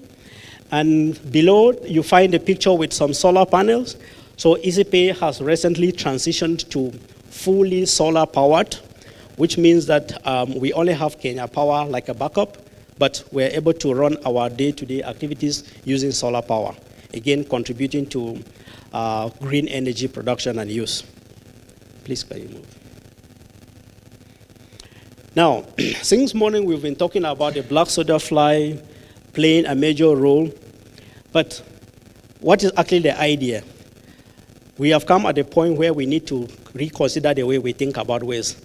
Again, I'll keep using you, Mr. Director. Please allow me to do so. Again, we need to rethink how we call this material. So, and that's why you see me make a statement there, rethinking waste. Now, through insect farming, we are able to convert organic material that would have otherwise been left to degrade in the environment into very useful animal biomass, but also organic fertilizer. That way, we are moving away from the traditional model where you produce, use, and discard. Again, by discarding means you are generating a problem. Someone has to deal with your mess. But through the insect farming, we are saying we can produce, use, repurpose, and reuse, such that a residue becomes an input into another line of production. If you look at this diagram here, I mentioned an organization in Kikuyu, Chanzi. That picture we actually took from that organization. That is how their greenhouses look like. Each of that takes 10 tons of waste at a time.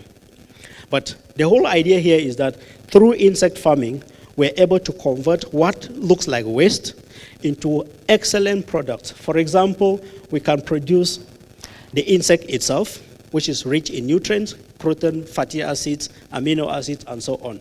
We can produce organic fertilizer that can go to produce our crops in terms of soil health management. Again, through black soda fly farming, there is nothing you throw away. By the time the fly comes out of the shell, that empty shell that is left behind, I will show it behind there when we go to the product. We call it the exoskeleton, the skin of the insect. It is extremely rich in nutrient. That nutrient I mentioned, chitin, or you call it chitin.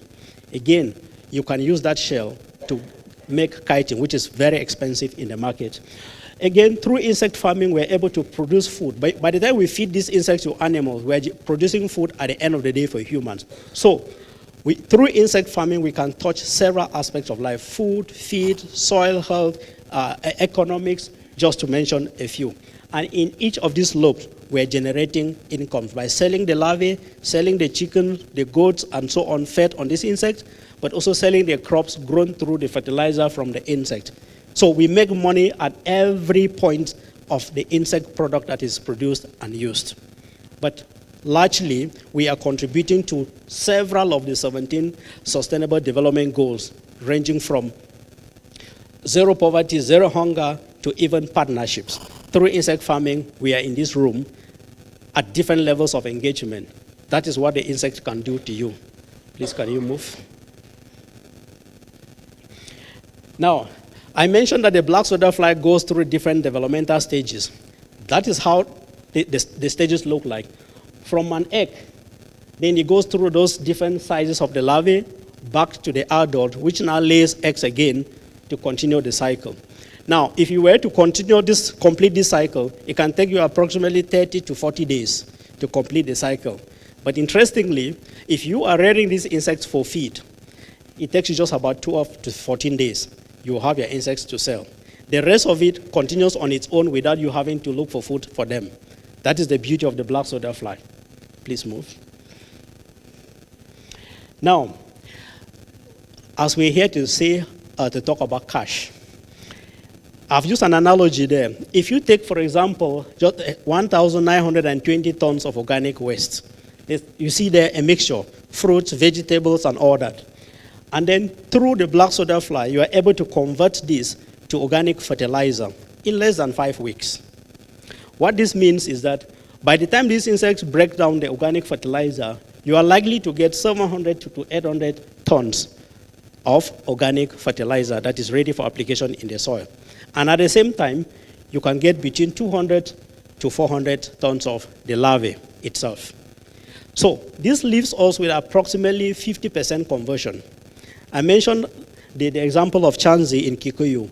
From 10 tons, they get 1 ton of fresh larvae and then 3 to 4 tons of organic fertilizer, 50% conversion.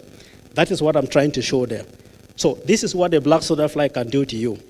If you were to sell this in the frass, commonly in Kenya now, the frass fertilizer is sold at 30 to 40 shillings per kg.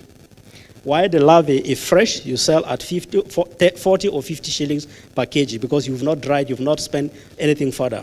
But if you were to dry it, a kilogram goes to about 130 to 150 shillings per kg of the black soda fly. Please move. Now, coming back to the project itself, what was our role as a research partner? We started by saying, remember I told you, if you want to rear the black soda fly, a key thing is to identify where the waste is. Without doubt, you are not into black soda fly farming. So one of our activities was to look for or to map different areas in Meru County where we are likely to get organic substrates that can go into black soda fly farming. And in doing so, we conducted a survey to identify these different points of waste generation across 58 sites in Meru County, and that comprised 9 sub-counties to make sure that we have a good coverage to see where this waste is found. Please, can you move? Now, what did we get? So through this survey, we were able to identify that a total of 199, let's say 200 tons of organic waste are generated per week. Remember, our interest here is the organic component. There are other plastic and so on, but of great interest for black soda fly farming is the organic component. So in a week, per average waste generation site or dump site, you can get 200 tons of organic waste that is left there unused. But this is interesting that even in hotels, you are able to get over 190 kgs of organic waste on the average. This is good news. Again, I'm trying to point out as where, if you are thinking of black soda fly farming, where to look at. Dump sites, hotels, those are likely points where you can get this useful material. And then, what is actually, again, in this waste we're talking about, you see, we have fruits, vegetables, food remains, and so on. Again, most of this waste is left uncollected. And then this constitutes what we talk about greenhouse gas emissions, because when they are left uncollected, they decompose and release gases into the atmosphere. So, in summary, that is what this slide talked about. Please, can you move? Now, in activity 2, we have identified in activity 1 where the waste can come from. In activity 2, we now need to look at, okay, how do we adapt black soda fly technology to the locally available context, in this case, the substrates. And that is why in this activity now, we try to identify what are some of the prominent organic material that are present in Meru County that can support the black soda fly farming. What we did was we say, hey, this is a coffee producing zone. And when this coffee is harvested, then the pulp is separated from the beans. What do we do with this huge amount of the coffee pulp? We say this could be an opportunity rather than a problem in insect farming. So, but again, coffee pulp alone may not be very suitable to support the black soda fly growth performance. Then in this experiment now, we now try to, what can we add to make it better? So one way of improving the coffee pulp could either be just composing the coffee pulp or adding something else that you can immediately use. That is what we did here. And if you look at that graph, it shows us that when you add pig manure, our sister there asked about animal manure, when you take pig manure and add to the coffee pulp, it produces an excellent substrate that can support the black soda fly farming. That is good news. From a substrate that is not directly suitable, by simply adding another also readily available waste stream, we are able to improve the substrate on which the black soda fly can produce. Please, can you move? Of course, maybe before you move, please. You see different percentages, because if I tell you you can add pig manure to coffee pop, and then you produce. The next question will be, how much? That is why you see different percentages of the pig manure added to coffee pop. Thank you. Now, yes, we have produced coffee, black soda fly larvae.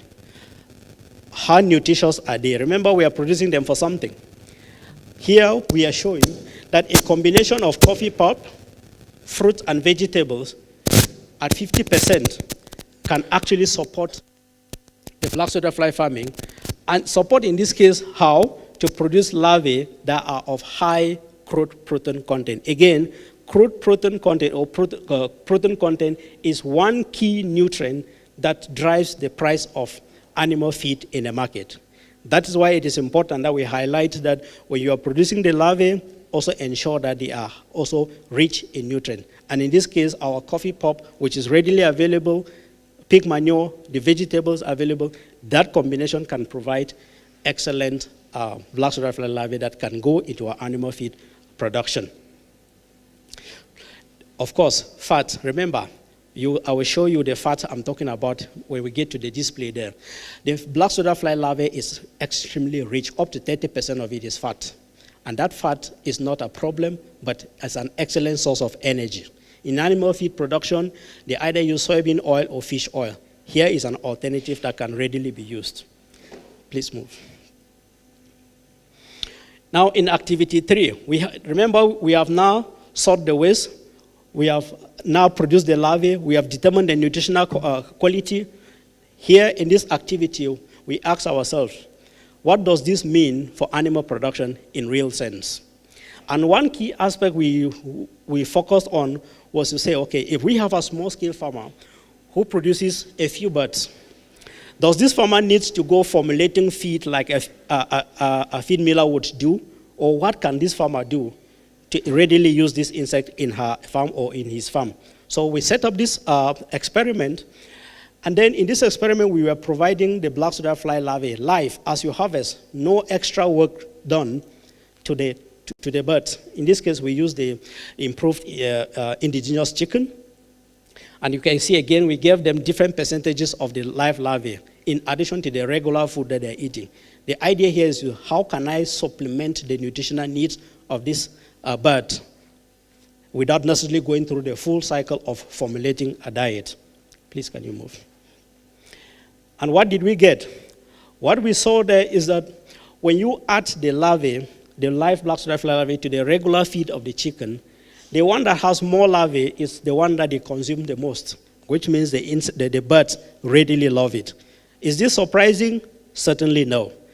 Our local chickens, when you release them here, the next moment is for them to look for where the garbage points are to pick up these worms. So when we provided them in their food, they would just say, oh, thank you for preparing a party for us. So they consumed more of the food that has the larvae inside. But the good thing is that consumption did not increase the price of the feed at the end of the day. Please move. Now, in terms of performance, again, it's not just a matter of just giving live insect, but how much are you giving?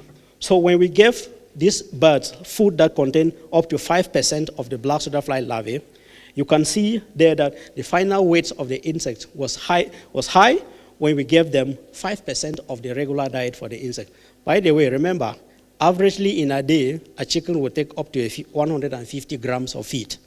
So when I talk about 5%, I'm talking about 5% of that regular amount that you give to the chicken. So just 5% addition could push the weight of the chicken up to that much.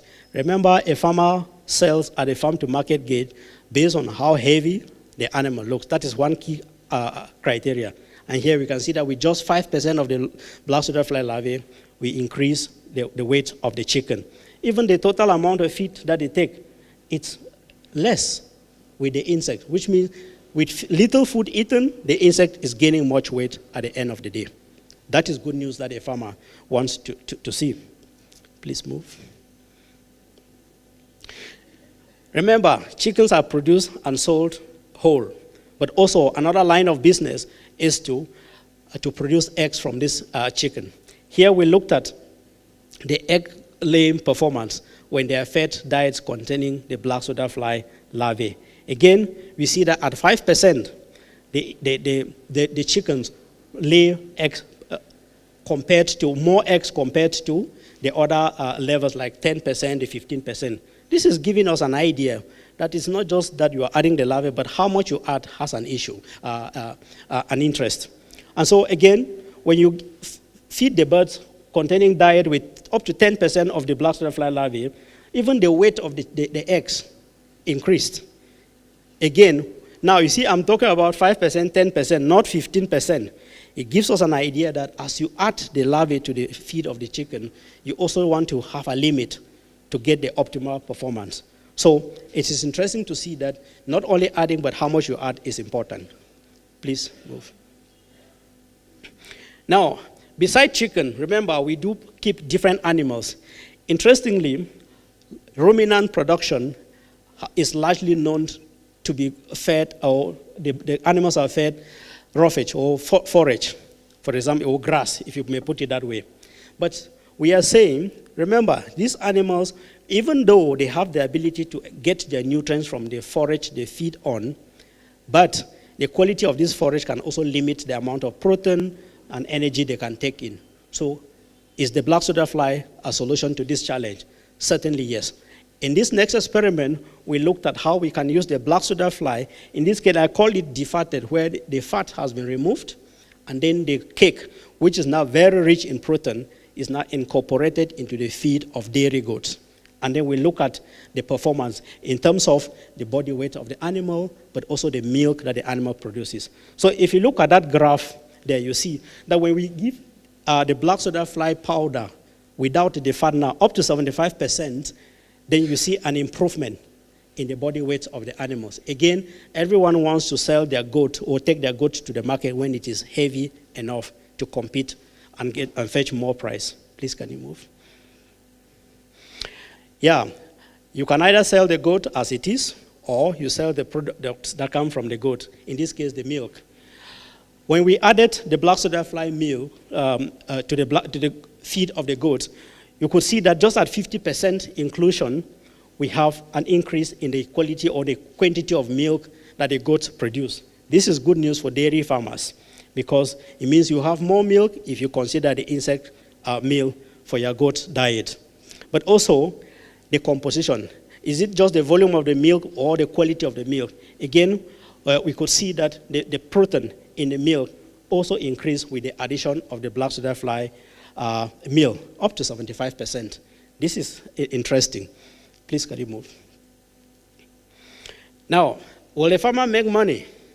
Because if the science does not translate to money, or if it reduces the money of the income of the farmer, then that is not good science. So we also sought to know what is the profitability of considering the black soldier fly meal in dairy goat production, but also the sustainability angle. Is it true that when the goats feed on the black soldier fly based diet,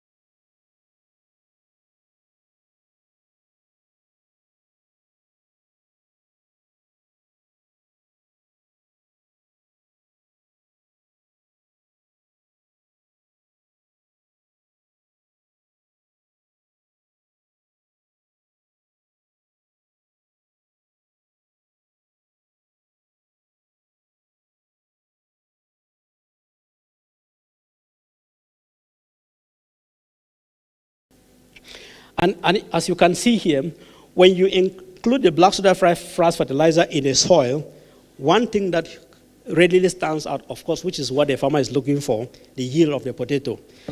Does this frass help me to increase the yield of my potato? Yes, that is confirmed here. But then, what is actually, if you look at 1 hectare, number of potatoes is a number, right? But in a hectare of farmland or potato that you produce, do I have an increase? And here we clearly show that when you add the black soldier fly fertilizer, but in this case, in combination with the conventional nematicide. Nematicide is a the pesticide that is used to control nematodes. And here we show that when you combine it with the black soldier fly, you have a better performance compared to using only the frass alone or the nematicide alone. Again, a combination bringing excellent results. Please. Now, again, I mentioned we also look at the performance of the nematodes. How does their population fare in the soil when we add this frass fertilizer? Again, we show that there is a significant reduction in the population of the nematodes in the soil when we add the frass fertilizer compared to the synthetic nematicides alone. The nematodes, again, how fast or how rapid they reproduce will also contribute to the damage they will cause in the soil. Thus, our frass fertilizer application limits this reproduction. And here again, we can clearly see that when you add the frass fertilizer to the soil, it helps to reduce or to suppress the population of the nematodes, which means we have fewer individuals causing havoc in the soil. Now, at this point, what do we take from all these different experiments and so on? One thing we can clearly see is that at least we have 200 tons of organic waste that are generated in Meru County, which means if you were to set up a black soda fly farm, this is a number that you should be thinking of, that every day I am likely to get this amount of substrate that will go into my production facility. And one of such organic waste is the coffee pulp that is readily available. And then when you combine it with other substrate like the pig manure, fruits and vegetables, you even get a richer substrate that will sustain your production. Now, we have seen that when we feed just 5% or up to 10% of the black soda fly larvae to our chicken, we increase the weight of the chicken, but also the egg production. Again, this is good news. You have healthy birds, but also healthy eggs that you can take to the market. With just 50% of the black soda fly meal that you are able to produce healthy goat milk and also a larger volume of milk that you can sell, but also family consumption. That is an excellent result that the black soda fly farming can bring, of course, and its utilization. Now, when we grow our coffee in soils that contain the frass fertilizer as one or if not the only fertilizer, we can pride ourselves of an increase in yield, but also the quality of the plants, the crops that we are growing. And this has been demonstrated across different sites. By the way, why did we choose these sites? We're looking at the altitude. We have the low, middle, and high altitudes across Meru, so that the results are representative of the different agroecological zones that are likely to operate differently here in Meru. And then when you combine the black soda fly frass fertilizer, in this case now in the lens of both a fertilizer but also as a pesticide, now with the conventional nematicide, you get even a better performance when you combine, 2 better than 1, to suppress nematode populations. And of course, what have we learned from this farm? We see that if we actually enhance or harness the technology, the power that the black soda fly farming brings, we are able to create impact. And this impact is not far-fetched. It's something that is feasible. This is something that is practical and can be achieved. So the black soda fly technology simply can help us convert residual streams into very useful products that can either sustain our animal production, support crop production, but also contribute to pest management in our soils. But what does this mean? And this is important for our discussion in this room. This does not have to stay at ISIPE or in any research facility. We have to engage. Alone, these results will not mean anything. So partner engagement is key. Strategic partnership. And by partnership here, I mean everyone in the room. The researchers, the market women and men who generate this organic material, the county government that brings in the oversight and make the necessary regulations for this technology to thrive, the people who commercialize, the pig farmers, the poultry farmers, the fish farmers, the vegetable producers, everyone has a role to play. So, in a nutshell, this is what the black soldier fly can do. And thanks to the postcode lottery, we effect the Meru Central Cooperative Union and all other partners, including all of us in this room. This is what we can do if we embrace the black soldier fly technology. Thank you very much for your kind attention. Let me leave it here.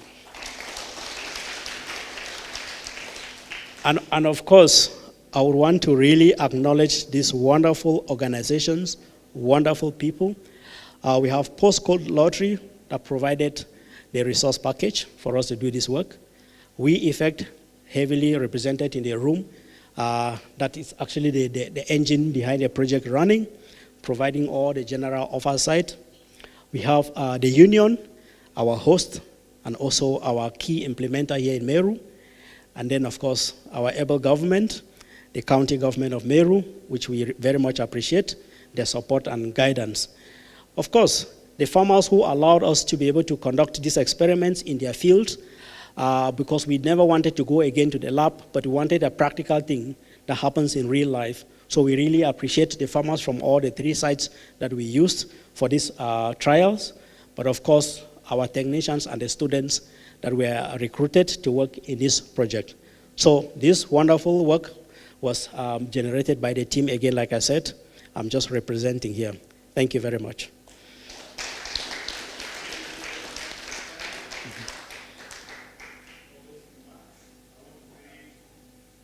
Learned something, but also Daktari says that he is very sure that whatever he has presented, we have not ingested all. So he will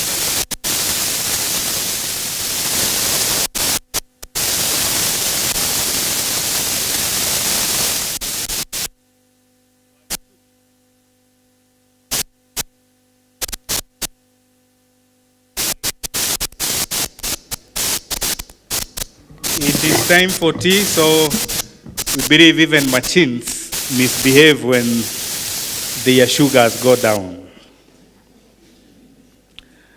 But we really appreciate, it has been an intensive session, us interacting with the concept, and we have learned a lot. And as I was saying, that Daktari says that whatever he has presented is deeper than what he has mentioned. So if you have an access to the document, you can go through, and I believe ICIPE is also available for questions and further analysis of the same research. Thank you very much. We have a brief session for coffee, and I would want us to take the minimum time possible. How many minutes? Democracy. How many minutes? Somebody says 5, 20, 15. So 15, 5, and 20. How many are for 5 minutes? How many are for 15 minutes? How many are for 20 minutes? Thank you very much. 20 minutes have it. So let us keep time and ensure that we are back here after 20 minutes. And we shall also be interrupting you as you take your coffee if the time is up. So you will bear with us. I want to invite Hamisi, Bwana Hamisi, to just say something about the tea. I don't know whether it is pray for the tea, give thanks for the tea, but he will be guiding us on the same. Let us appreciate Bwana Hamisi as he comes.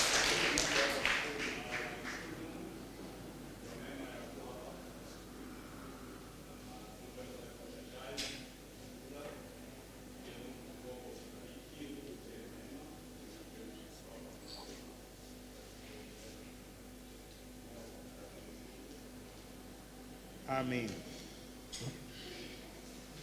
Habari zenu? Nikisema West unasema cash. West? Nyinyi ni millionaires.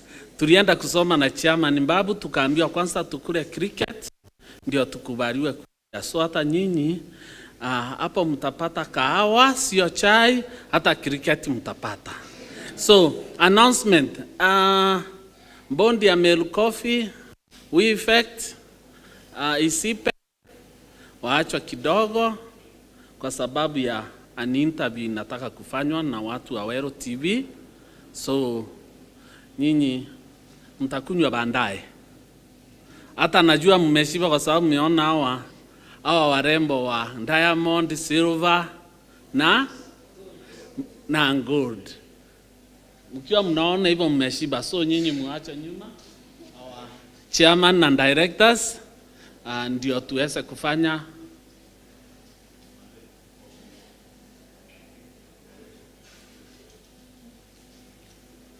okay. Rendes first, men of feast, kawa iko hapo nyuma. Thank you. Karibuni sana.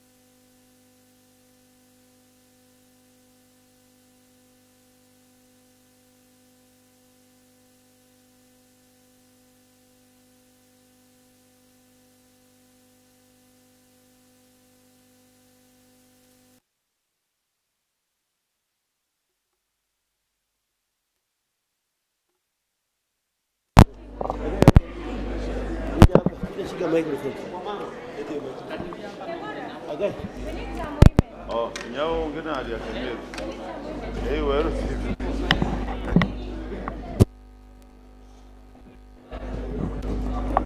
Au?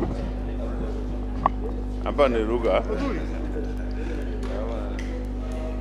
Para kisha.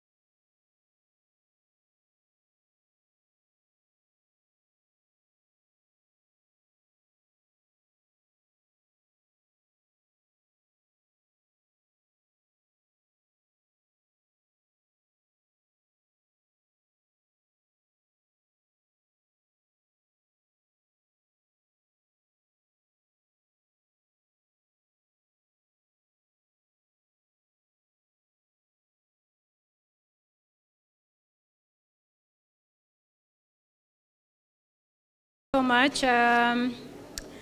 Habari ya saizi? Mugeni?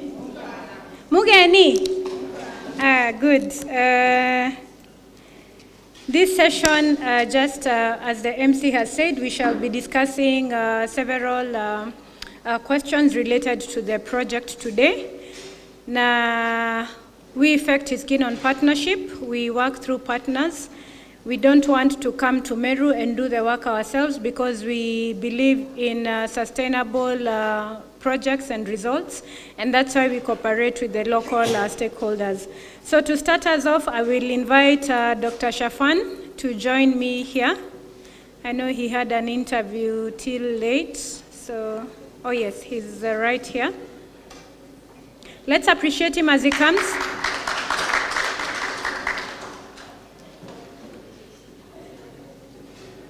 Asante sana. I will also invite someone who's been very central and core in the implementation of this project. This is our very own Eric Monene. Tumpatie makofi mzuri. I think everyone has worked with Eric, so he deserves better applause. Thank you so much. I want to invite our expert within WeEffect, Shadrach. He's been managing this project and he's been steering the wheel at WeEffect. Karibu sana Shadrach. Tumpatie makofi ya kilo kwa sababu amezoea. Yes, Shadrach amezoea kula samaki. Hii ndoma hajazoea sana, so let's appreciate him more to make him feel at home. And finally, allow me to invite our very own director from the county government, Department of the Environment. And I think he gave us very good opening remarks. Let's applaud him until he arrives here. Tuendelee tu na makofi.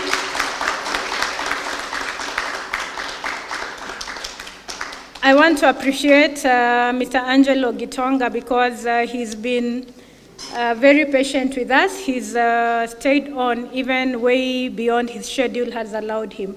So we have a panel of men, but I want to believe that all of us have some respect for women because as Dr. Shafan said, we all came from mothers and they have played a very central role. So kina mama, mimi nawawakilisha nyinyi, si ndio? Mimi ndio sauti ya kina mama wa sokoni standing here in front of you. So let's go to the topic today. We have heard a lot about Waste for Cash, and I want to start with our director because the county is hosting us this afternoon, and the county has done a lot, as the director has said. And I just want to understand, or you could share with us, Director, on how this project aligns with your government objective on environment and waste management. Karibu sana. Thank you so much. I hope you can hear me. Wala kwa nyuma wananisikia?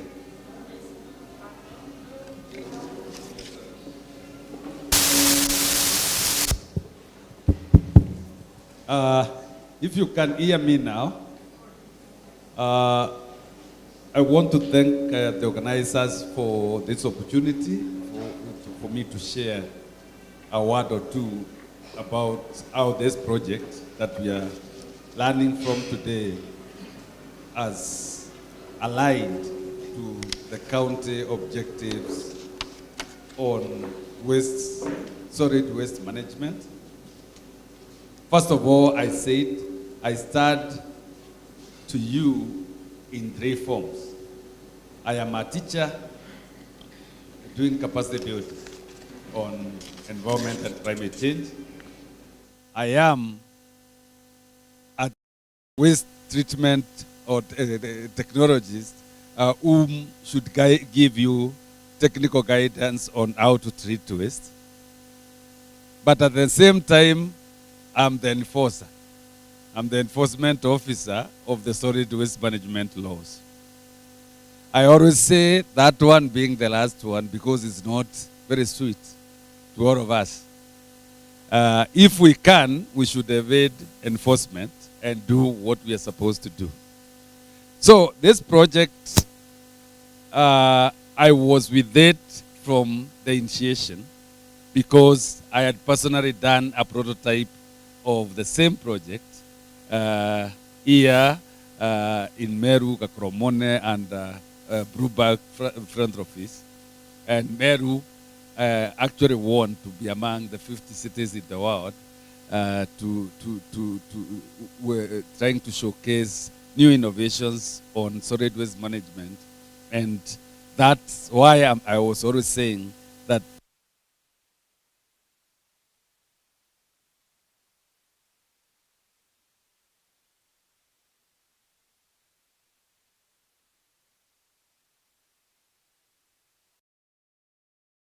government of Meru as a mandate to ensure that all our municipalities, towns, and dwelling places are habitable, clean, and safe.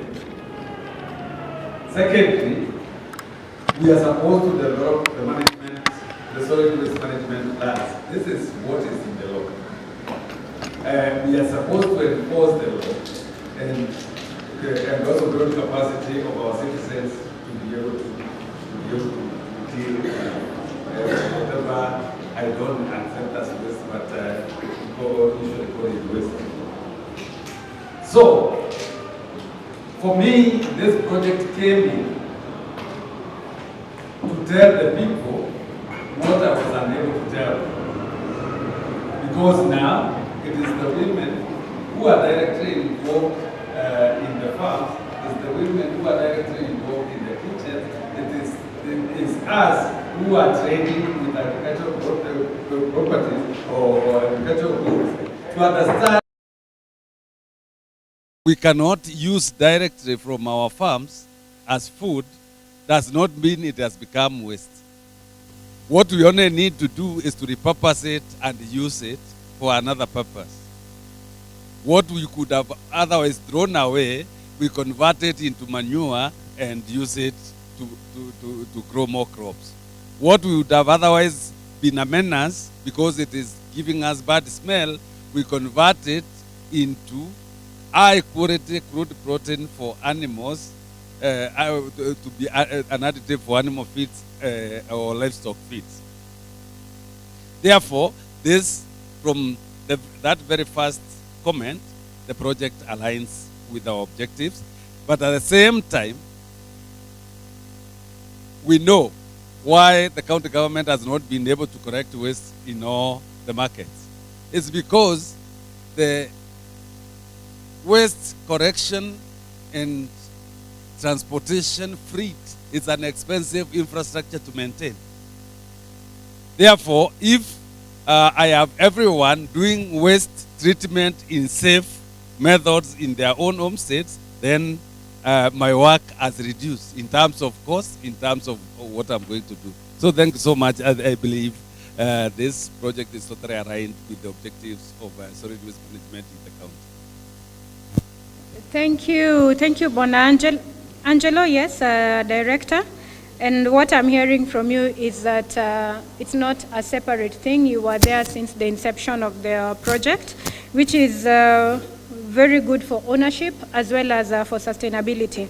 And I think ametuchallenge kwamba tuweze kuwa na waste management pale nyumbani, ili ile waste ambayo inakuja sokoni already tumeshai manage kutoka in our very own homesteads. I want to come to Meru Coffee, but before I do that, I am advised that we had a second panel. And Betty, you're here. Do we have anyone else who was to be in the second panel?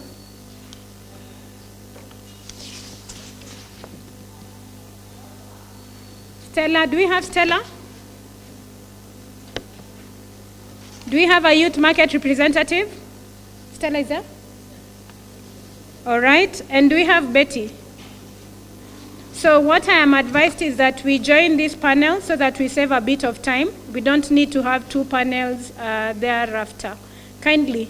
Able to applaud wakiingia kwenye stage.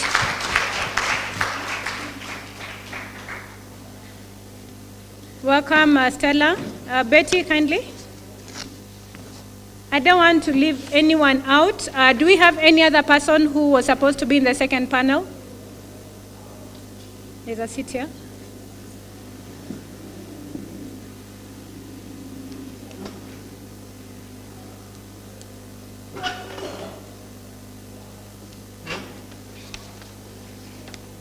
All right, so we have Stella. Stella, you could lift your hand so that, yes. And then we have Betty. We have two Bettys, eh? So the two Bettys, we will see how we manage each question. No, it's fine. Kindly have a seat. You're part of the project, and we will ensure that we for you. So give me your second name so that I address you with the Nkonja. Okay. So we have Betty Nkonja and Betty, so we'll have two different questions for you. Thank you so much for accommodating us in that restructuring. So I was coming to you, Monene, and Meru Coffee Central is here to stay. We heard that Cooperative Bank was first here, and we've already heard that the cooperative movement is very huge in Meru. So how do you see this insect-based organic fertilizer and feeds transforming agriculture in Meru? Thank you very much for the question. I hope I'm audible now.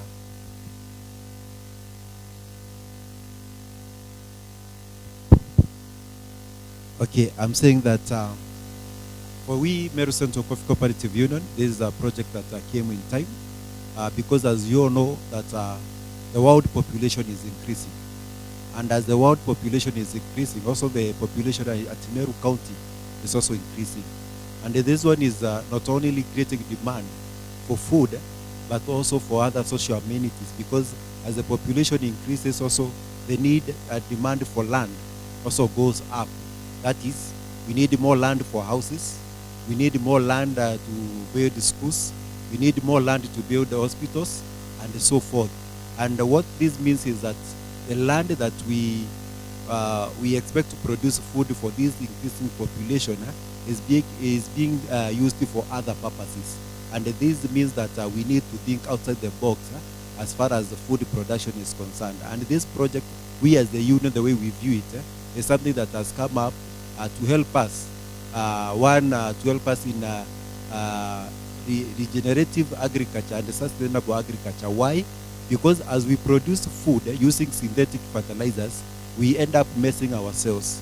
And you find that the way the cells used to produce it's no longer the way they are producing. The production is going down.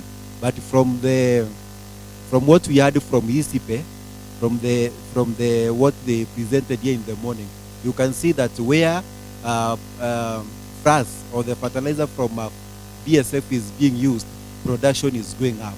Also, when it is the larva is fed to the animals, may it be poultry, may it be goats, pigs, production is going up. So for us, we think that this is the way forward.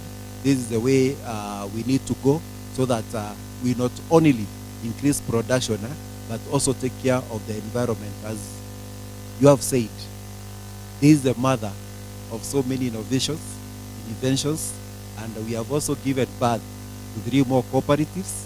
So it's not like the cooperative movement used to be born here. We are still giving birth, and we want to grow this cooperative to another level, so that at least when the history of Meru is read, Meru Central Coffee Cooperative will be counted as one of the cooperatives that is leading, not only in producing food and money for their people, but also sustaining lives and maintaining and conserving our environment. Monene is just simply saying that Meru Coffee is thinking about sustainability. They want to see generations continue having healthy foods, as well as the cooperative movement continue growing. That's why we have 3 new cooperatives. Let's appreciate that effort by our cooperative. And I know, Dr. Shafan, you've spoken a lot about this black soldier fly. It truly does look like a soldier. I don't know where that name came from, But you could tell us about the future of sustainable farming, and from your scientific demonstration, how do you see this being realized by use of BSF? Thank you very much for a nice question. Indeed, when we look at our soldiers, many of soldiers, they're always trained and equipped to go everywhere that service demands. So too is the black soldier fly, because this insect thrives in the most difficult organic waste conditions that you can imagine. So, in a way, they are right to be called soldiers. That aside, you've mentioned something about sustainability and the future. At ICIPE, when we think sustainability, we are looking at providing today's food and livelihood without jeopardizing tomorrow's availability of the same. So in which case, our mandate is to generate technology, disseminate the same to address food security and livelihood opportunity challenges in the tropics, where Africa is captured. Now, looking at the black soldier fly, with the immense ability that this insect presents, we see a future whereby, given the evidence that we've generated, and of course others, we see a situation where insect farming would not simply be producing the insect, but a whole component that contributes to the management of organic residual streams in our communities, and in that process, contributing the useful biomass that is needed in animal or livestock and fish production, but also contributing to generating the organic fertilizer that our soils that are heavily degraded need to be able to improve in terms of soil health. But then, going beyond this, we look at a situation where it's not just an insect being produced, but we look at how this insect is produced. Mind you, the quality of the fertilizer that will be produced is a huge, huge component, or is dependent on the quality of the substrates that we use to produce this. So if the black soldier fly farming is to make meaningful impact going forward, then we got to consider how we process the organic material that could be used to rear this insect, because that would determine the quality of the product that goes into the market. Two, I don't think the black soldier fly alone would be able to address the multiplicity of challenges that we have, but it will contribute a significant portion, because it would have pointed out to an alternative that we can rely on in times of scarcity, for example, of the conventional options that we have. So if we look at it from that angle of contributing a significant portion of addressing the challenges, then the black soldier fly farming becomes very meaningful. But again, we need to consider it as a living thing that needs care, and if we don't take care of it, it will not deliver what we are looking forward to. But we are excited as ICIPE, as a research organization, to see that the municipality is heavily aligned, not by coincidence, but perfectly for the good that this insect farming can deliver. And that is what we are looking forward to. Generating local technology to address local challenges that the black soldier fly can deliver. Thank you. Thank you, Dr. Shafan. I think you have articulated several points very well. I hear giving the black soldier fly the best conditions possible. I hear also the quality of organic manure being produced should be quality. And I've not heard about, someone mention about the cost. When you're starting a project, you need a small capital. But could you just mention, this is really off. If I want to do small scale, what capital do I need? Very interesting. Now, this has actually affected several people who ventured into this black soldier fly farming in a way. When some people heard that the black soldier fly is a game changer, they said, okay, being a game changer, I don't need to think, I just go into it and it will bring me the money. And this has landed some people by actually backing off. So it is important to highlight that in as much as we are talking about a game changer here, let us consider it as any other business, that you need to think through the process carefully. Now, by thinking through, what do I mean? Yes, you want to produce the black soda fly. You've got to think of the quantity you want to produce. Yeah. In the morning, I asked a question, are you producing the black soda fly as a pet or as a business? Because if you consider it as a pet, then even 100 shillings can help you start a business. But if you're looking big volumes, then the story changes from there. Yeah. So key aspects to consider when it comes to costing the production of the black soda fly would be, one, getting the right training that will mitigate errors that you will make in the process. Two, identifying the steady source or sources of the organic material that will be used in the facility. And then, most importantly, the director mentioned something about if waste is properly managed at source, it will help the waste management initiative. Now, for the black soda fly to be economically viable, you need to ask yourself, yes, I've identified a source of organic material, but how far is it from my facility? Because here is a scenario where we might be thinking we want to address greenhouse gas emissions, cost of production, but at the same time we end up contributing to the same by, one, establishing your facility far off from where the waste is, which means you need to pay money now to transport the waste to your farm. And in the cost of transportation, the vehicles themselves are emitting greenhouse gases. Thank you. Where you site your farm is important. The access that you have to organic waste is equally important. Yeah. All this will be factored into how much it will cost you to produce a ton of the black soda fly larvae or the fertilizer. Okay, thank you so much, and thank you for accepting to take that question that was really off the cuff. As a financial inclusion expert, I have to think about money and the cost of business. So what I'm hearing you say is that we cannot do BSF farming for fun.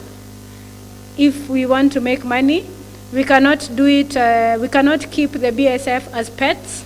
You could do it, but not for money. And I think it means we also do away with hobby farming. Hobby farming is where you have 10 chicken, which are very expensive to keep. You love their faces, you don't slaughter them, you just want to see them.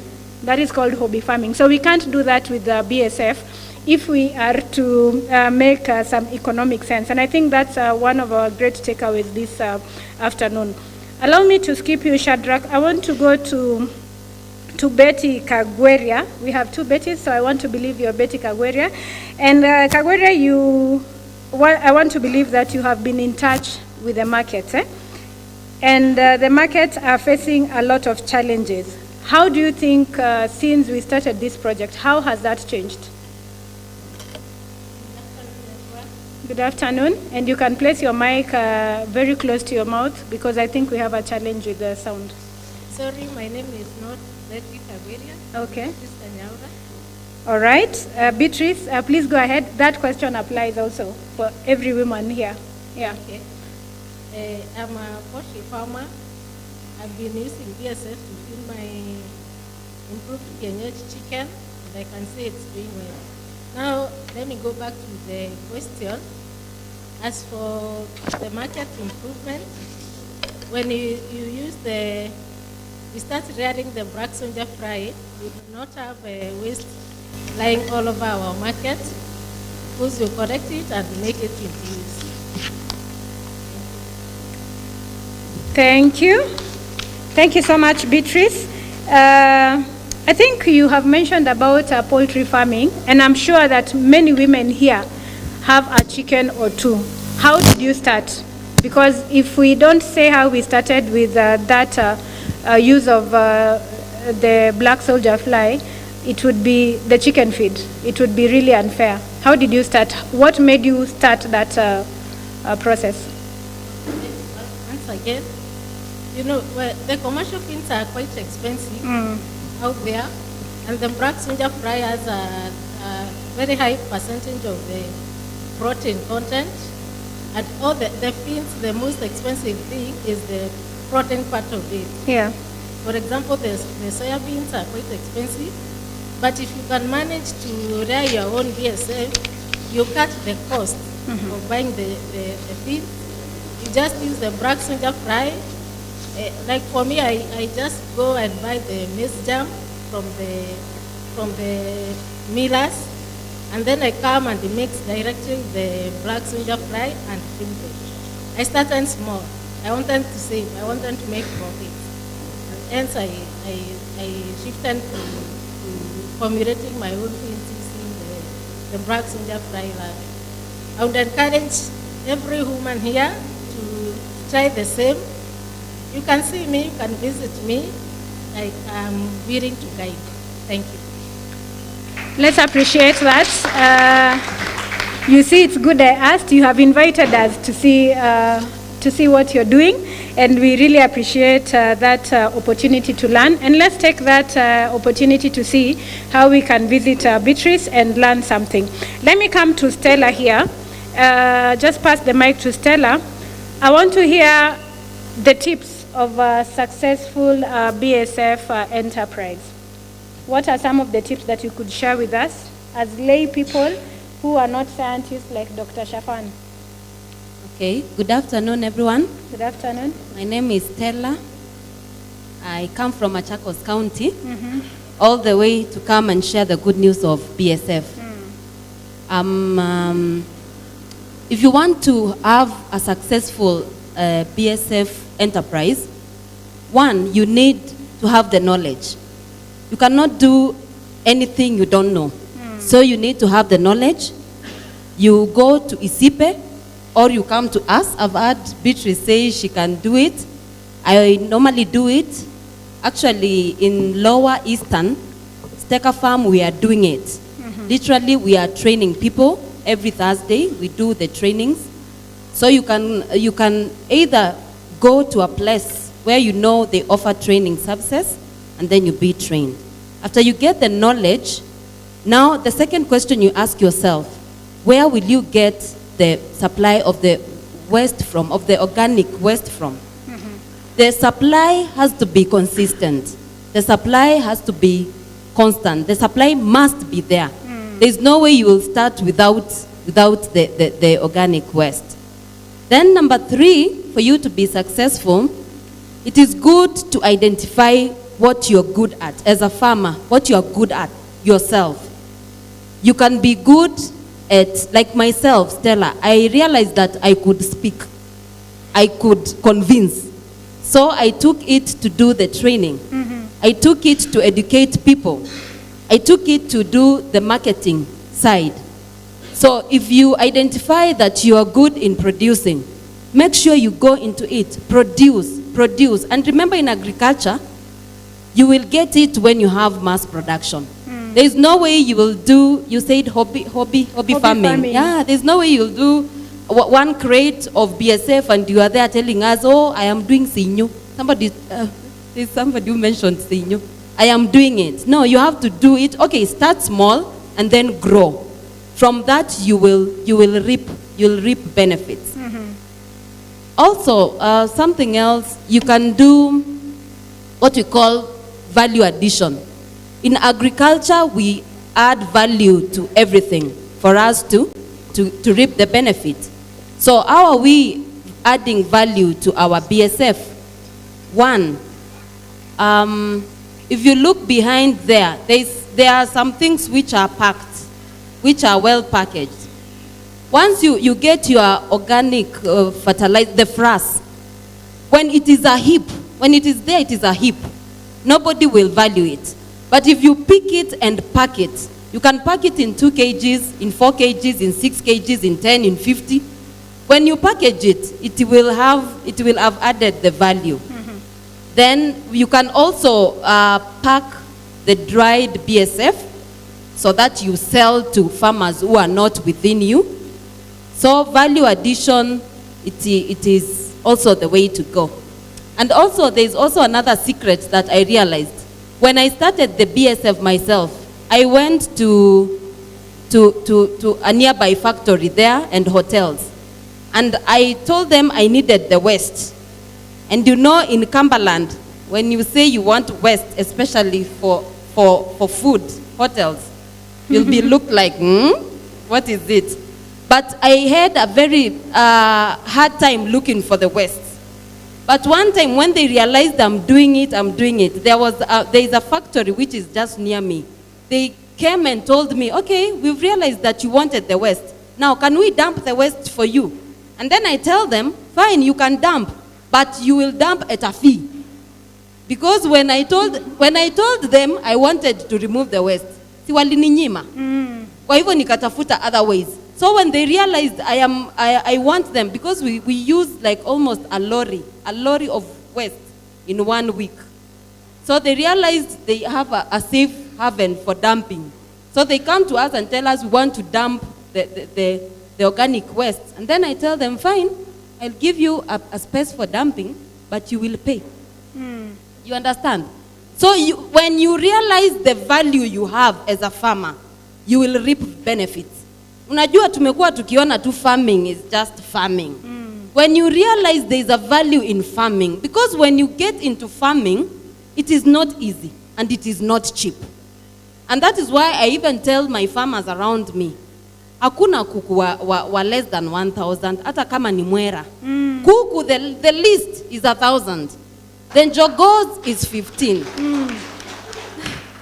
Then mbegu ya jogo at our place we sell like 2,000. Either you pick it or you leave it. Yes. Ask me why.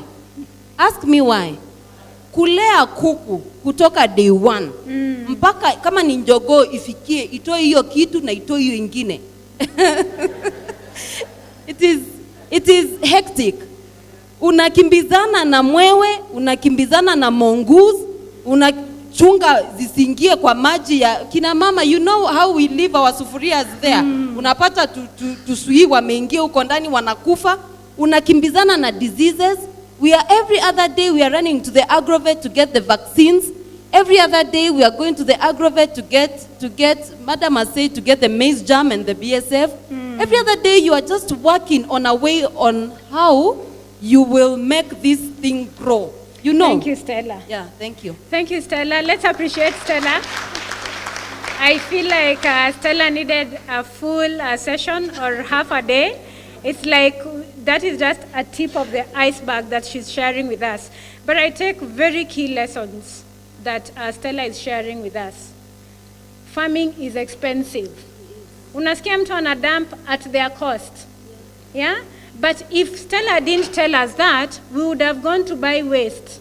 But what are we learning? We are learning that the people who are bringing waste to our farms should pay to bring the waste because you are helping them also.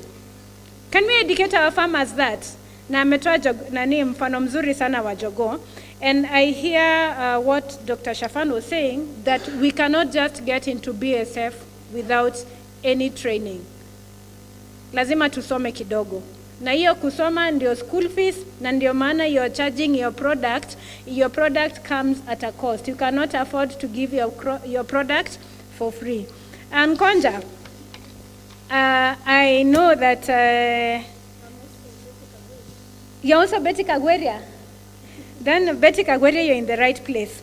I don't want to assume that we have not had challenges with this BSF process in the market or collection of waste in the market. I just want us to be a bit realistic and tell us what are some of the challenges when you sit in the market that you see with this project. And you can bring your mic close and you can project your voice like Stella did.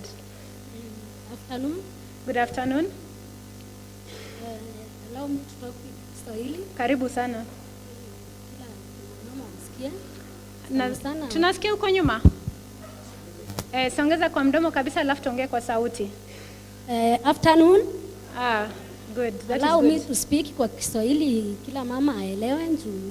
Uko sokoni sana sana tuongeangi English. Tunaongea Kiswahili na Kimeru, si ndio? Sasa kwangu ni asanti sana kwa huu mradi. Ile changamoto tunapatanga huko soko, hii waste si sisi pekee tunahitaji. Hii waste inahitajika na watu wengi sana, watu wa nguruwe, watu wa kuku wanahitaji. Sasa ile changamoto tunapata unaweza i-collect na upate asubuhi imechukuliwa na watu wa nguruwe. Sasa kwanza kama hiyo bucket ukipewa iweke mahali hautakuwa ukiangalia. So hiyo ni chapitianga huko juu. Ukipewa kitu ya kucollect na uchunge kitu yako, monene wanakujia na gari wanachukua wanapeleka huko Tonyero huko kwa factory. Na tumetembea huko mara mingi. Hii ni mbolea na mbolea ni pesa. Sawa sawa.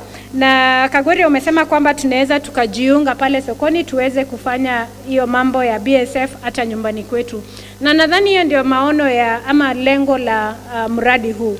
Kwamba tukishafunza watu vile BSF inafanya kazi, wanaweza wakatumia ile knowledge ama ile experience ambayo wameipata kuanza mradi zao pale nyumbani, kwa sababu pale sokoni kuna taka nyingi na pia nyumbani tuko na taka nyingi na maeneo yetu. So as we learn through the project, the best way to make it even more sustainable is having the projects at our own places so that we can have a collective action on waste management. Ongeza kitu moja kabla ni tupeleke mic kwa Shadrack. Tayari, asante sana. Tayari sisi tuko na cooperative yetu tumeunga ya Diamond. Watu wa Diamond, wa mama wa Diamond mnaweza simama kidogo muonekane na wengine. Wa mama wa Diamond mmeambiwa msimame. Ngovo tumejiunga wa mama, unaona ndio tunafanya kazi nao. Ndio tuna collect waste material nao. Na tunajitahidi tulejeste wengine. Tunataka hii kikundi yetu ya kina mama iwe na watu allowed 300 peoples ili tuwafunze hii bolea venye inasaidia na venye itasaidia sisi sote. Asante sana. Tuko karibu kumaliza hii mada ya leo, lakini kabla tujamaliza nitarudia kwenye Shadrack nimuulize, mradi inaisha mwezi wa 5 mwaka ujao. Tunataka kuona what is the sustainability plan. Baada ya hii mradi tunataka kuona nini? Asante sana Nancy.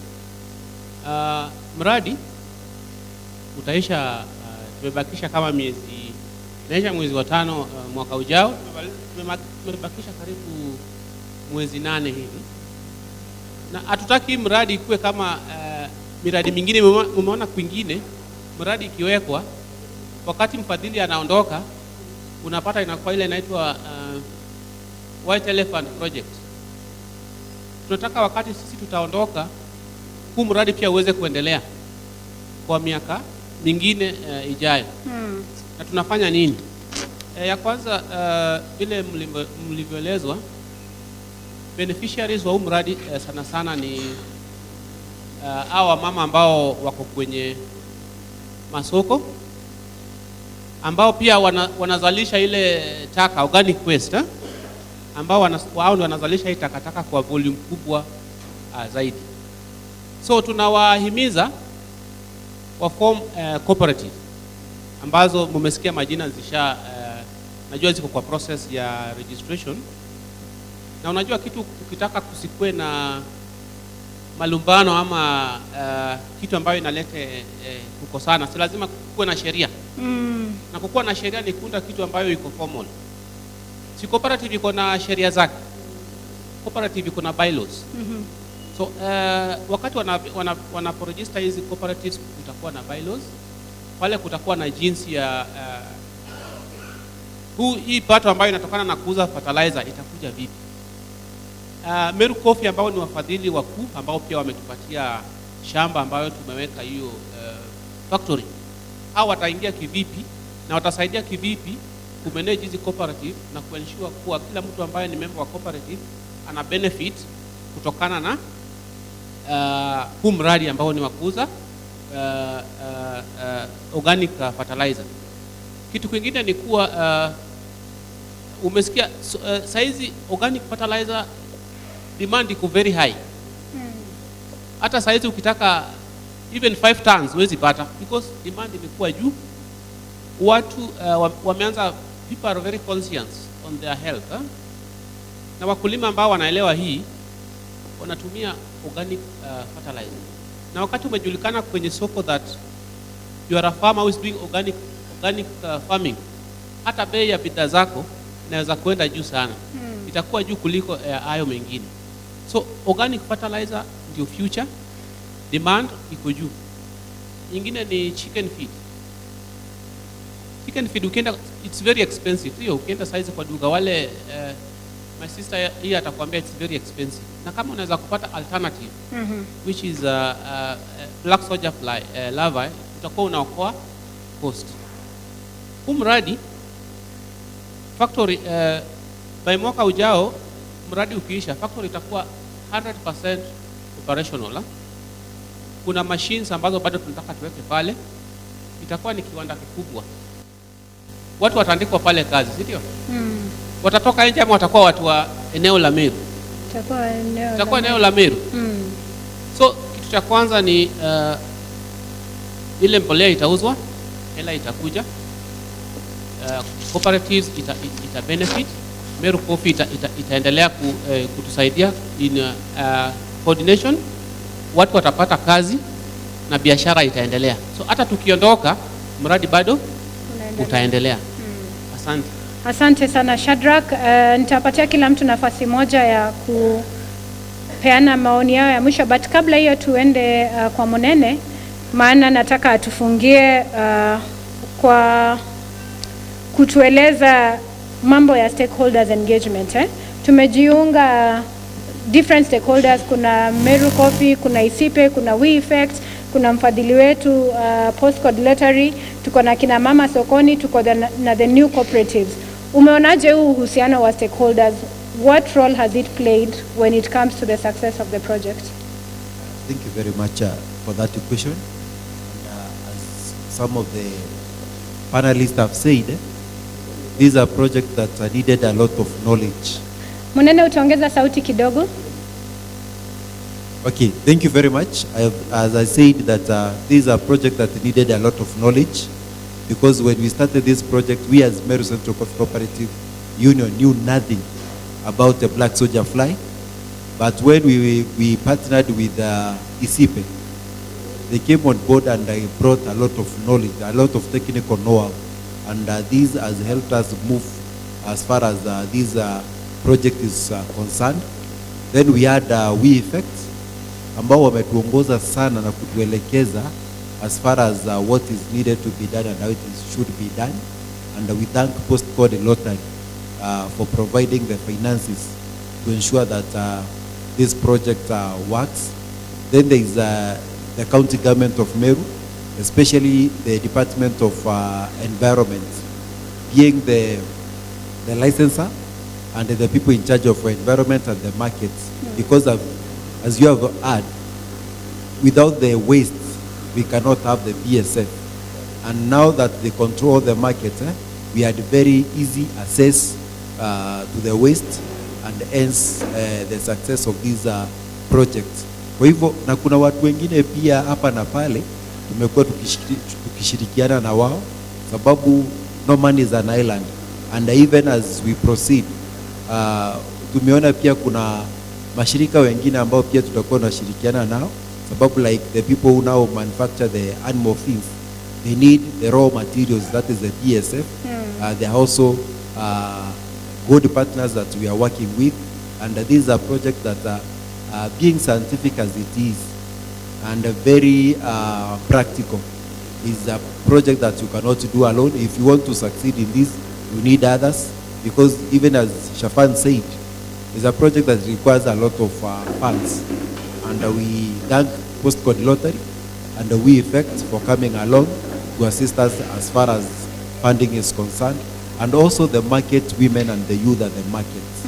They have really played a very key role to ensure that this project has succeeded so far.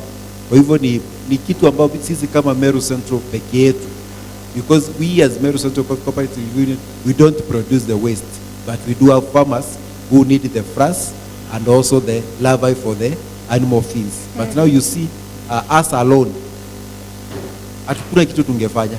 Asante Monene. Thank you so much. You can pass the mic this side first, so that we get a last word from Stella. Stella, we know your talent, so keep it short. Yeah, as we go this way. Congratulations to Meru County. I really envy you. We don't have such in Machakos County. Congratulations also We Effect and the other stakeholders. So We Effect and the Shadrach, just know we are there and you come for us in Machakos County. Thank you. Okay. Asante, let's appreciate Stella. Karibu Kagweria. Asante sana. Kwangu asante sana kwa We Effect. Kwa hii mlandi yenye wametuletea huku. We Effect tunawashukuru sana kwa mlandi yenu yenye mmetuletea huku. Hatukuwa tunaitarajia lakini imekuja na tumeshukuru sana. Asante sana. Our scientist. I will end by making an analogy. Late last year, we trained a group of people from Ghana, and one of them made a statement that in 2017 he received two French boys who came to him asking about this black soda fly, and he simply took them around, showed them where the waste is. Mm-hmm. But it baffles him that today, it is now that he is coming to train on how to rear the black soda fly, when these boys are now the highest producers in his community in Ghana. Mm-hmm. What am I saying? As we leave this place, don't be an observer. Once you learn, please start. Don't wait to say, I will gather 50,000 Kenya shilling before I start. Start even with a basin and then grow from there. A business that grows goes very far. Thank you. Thank you so much, Dr. Shafan. Shadrach, then finally. Yeah, for me, I see a very great future for this BSF initiation. And I'd really like to take a photo with all those women from the market and the team from Meru Coffee. Because I know after 10 years, I'll post that picture and be proud and say that these are the founders of the greatest BSF plant ever built. Thank you. And when Shadrach says that, believe him. He recently posted a photo with an MP when they were in college. So when he says that, take it seriously that he's going to post this photo. Finally, Beatrice, you have the privilege of concluding remarks. Give it the best. Thank you so much. Let me thank ISIPE, the Meru Central Coffee Union, the We Effect, for this big initiative. We promise to do what you have taught us and maintain sustainability. Personally, I can't wait to start my own. Thank you. Excellent. Let's appreciate the panel this afternoon. When I started, I said I'm representing the women. So, kina mama msiniangushe. We are going to do something with this knowledge, isn't it? At the market level, we are already doing it. Ile chama yako ya huko nyumbani, they are doing other things. Introduce BSF, because Shadrach wants to post that photo 10 years later. And I think, like they have said, the panel has put it, we have a lot of potential. Let's get training. Now you have a project where you can go and be trained. You don't have to incur a lot of cost. Let's put everything in place. Let's make calls to our experts so that if you have any challenges, you get assisted. Mradi ikiisha, ukiita Dr. Shafan, itabidi umlipie gharama yake ya kuja. Lakini kama mradi iko, ukimpigia simu, atakuja ama atakueleza ile kitu unafaa kufanya. So let's take advantage of the project. Dr. Shafan, what I've said is when the project ends and they want you, they'll have to pay professional fees for you. But as long as the project is on, you are ready to support, and I can commit you to that. So thank you so much. Let's appreciate our panel. Asante sana, we can have a photo so that we can have something to post here 10 years later. With the panel, and then we'll have a group photo later.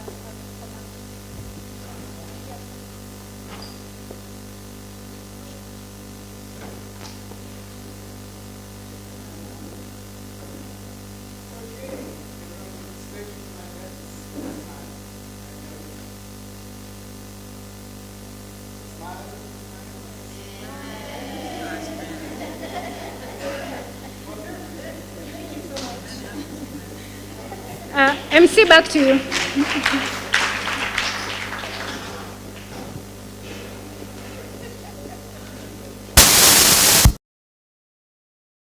hand of applause to them. Yeah, let us. Wacha tupigie pesa kelele tena. Asante sana. We really appreciate the remarks from support systems.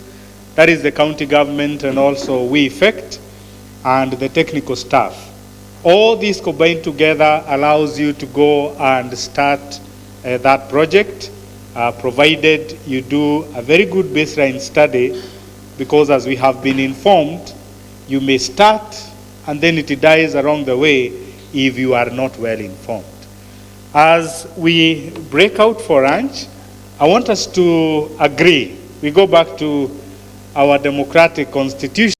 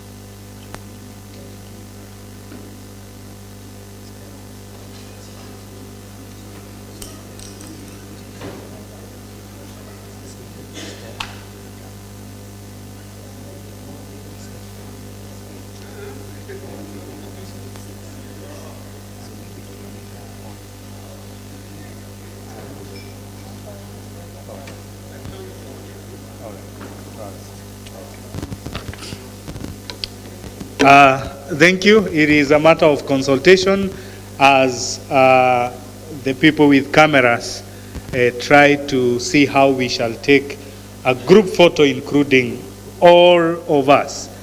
I'm informed, do we have Joanina Gasheri? Joanina Gasheri is here.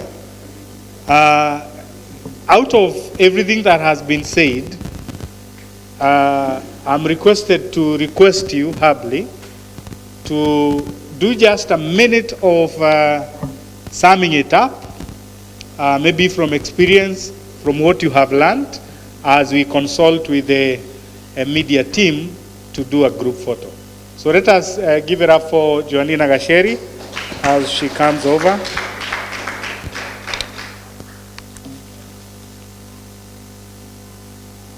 Yes, karibia hapa.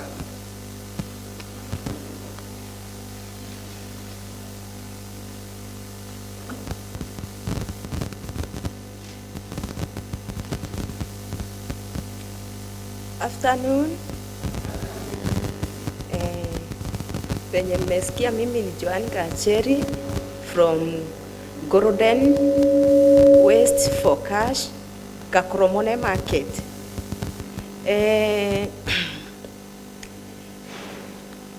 Nashukuru our donors wenye wametusupport kama wamama, wametuempower.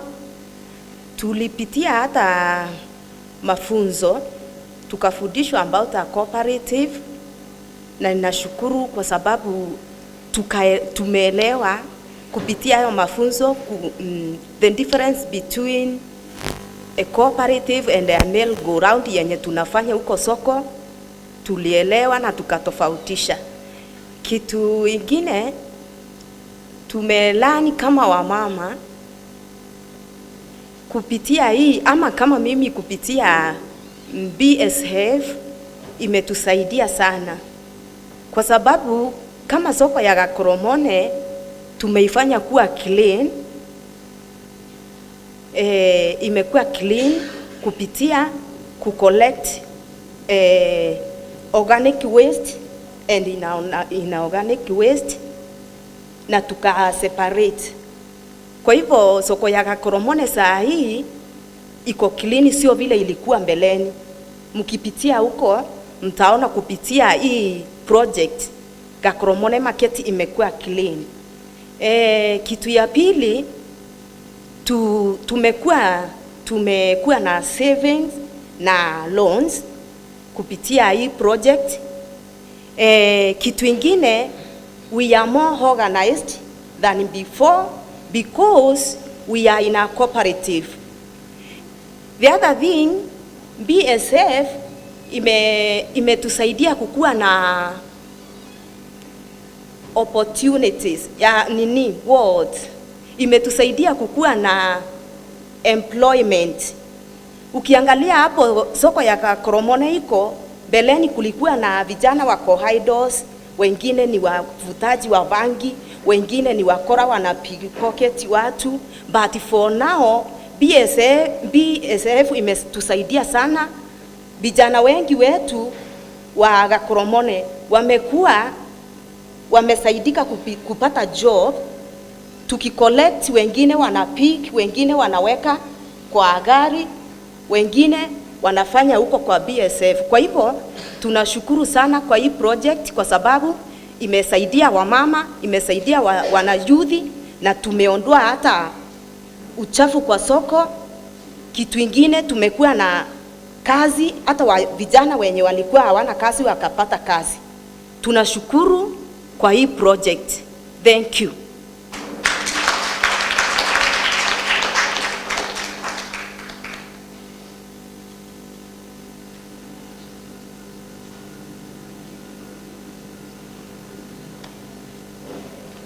Thank you very much. We now shall be going to the group photo. And this is what I would request. The young men will assist us to remove these two tables and everything that is here. And as they do that, Daktari had his soko pale. So Daktari is requesting that maybe in a minute, as we prepare the stage and arrange the seats, we can all go back there and listen to what he has, and then we shall take a group photo. Because immediately we leave this door to go for lunch, we shall be going to the field. And now that Daktari has everything set there, I want to believe the mic can get to him so that maybe he can explain to let me have Dennis, Godfrey, and the other young men to help us arrange here.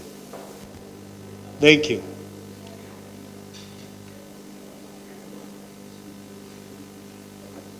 Let's all go closer to Daktari so that maybe those who have not been able to see a BSF physically can see that, though we shall also be seeing that in the field.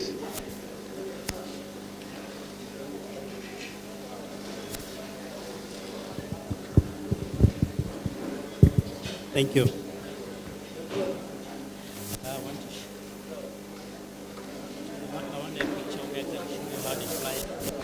Look at this. Hello? Yes. So the magic all starts from here. So you have a fly that looks like this. This fly, the female, will lay between 500 to 1,000 eggs, and it lays once in its lifetime. Now you collect the batch of eggs, and then you place them on top of a substrate here. It could be any organic material. Just make sure that it's not too watery so that they don't drown. Then within 3 to 4 days,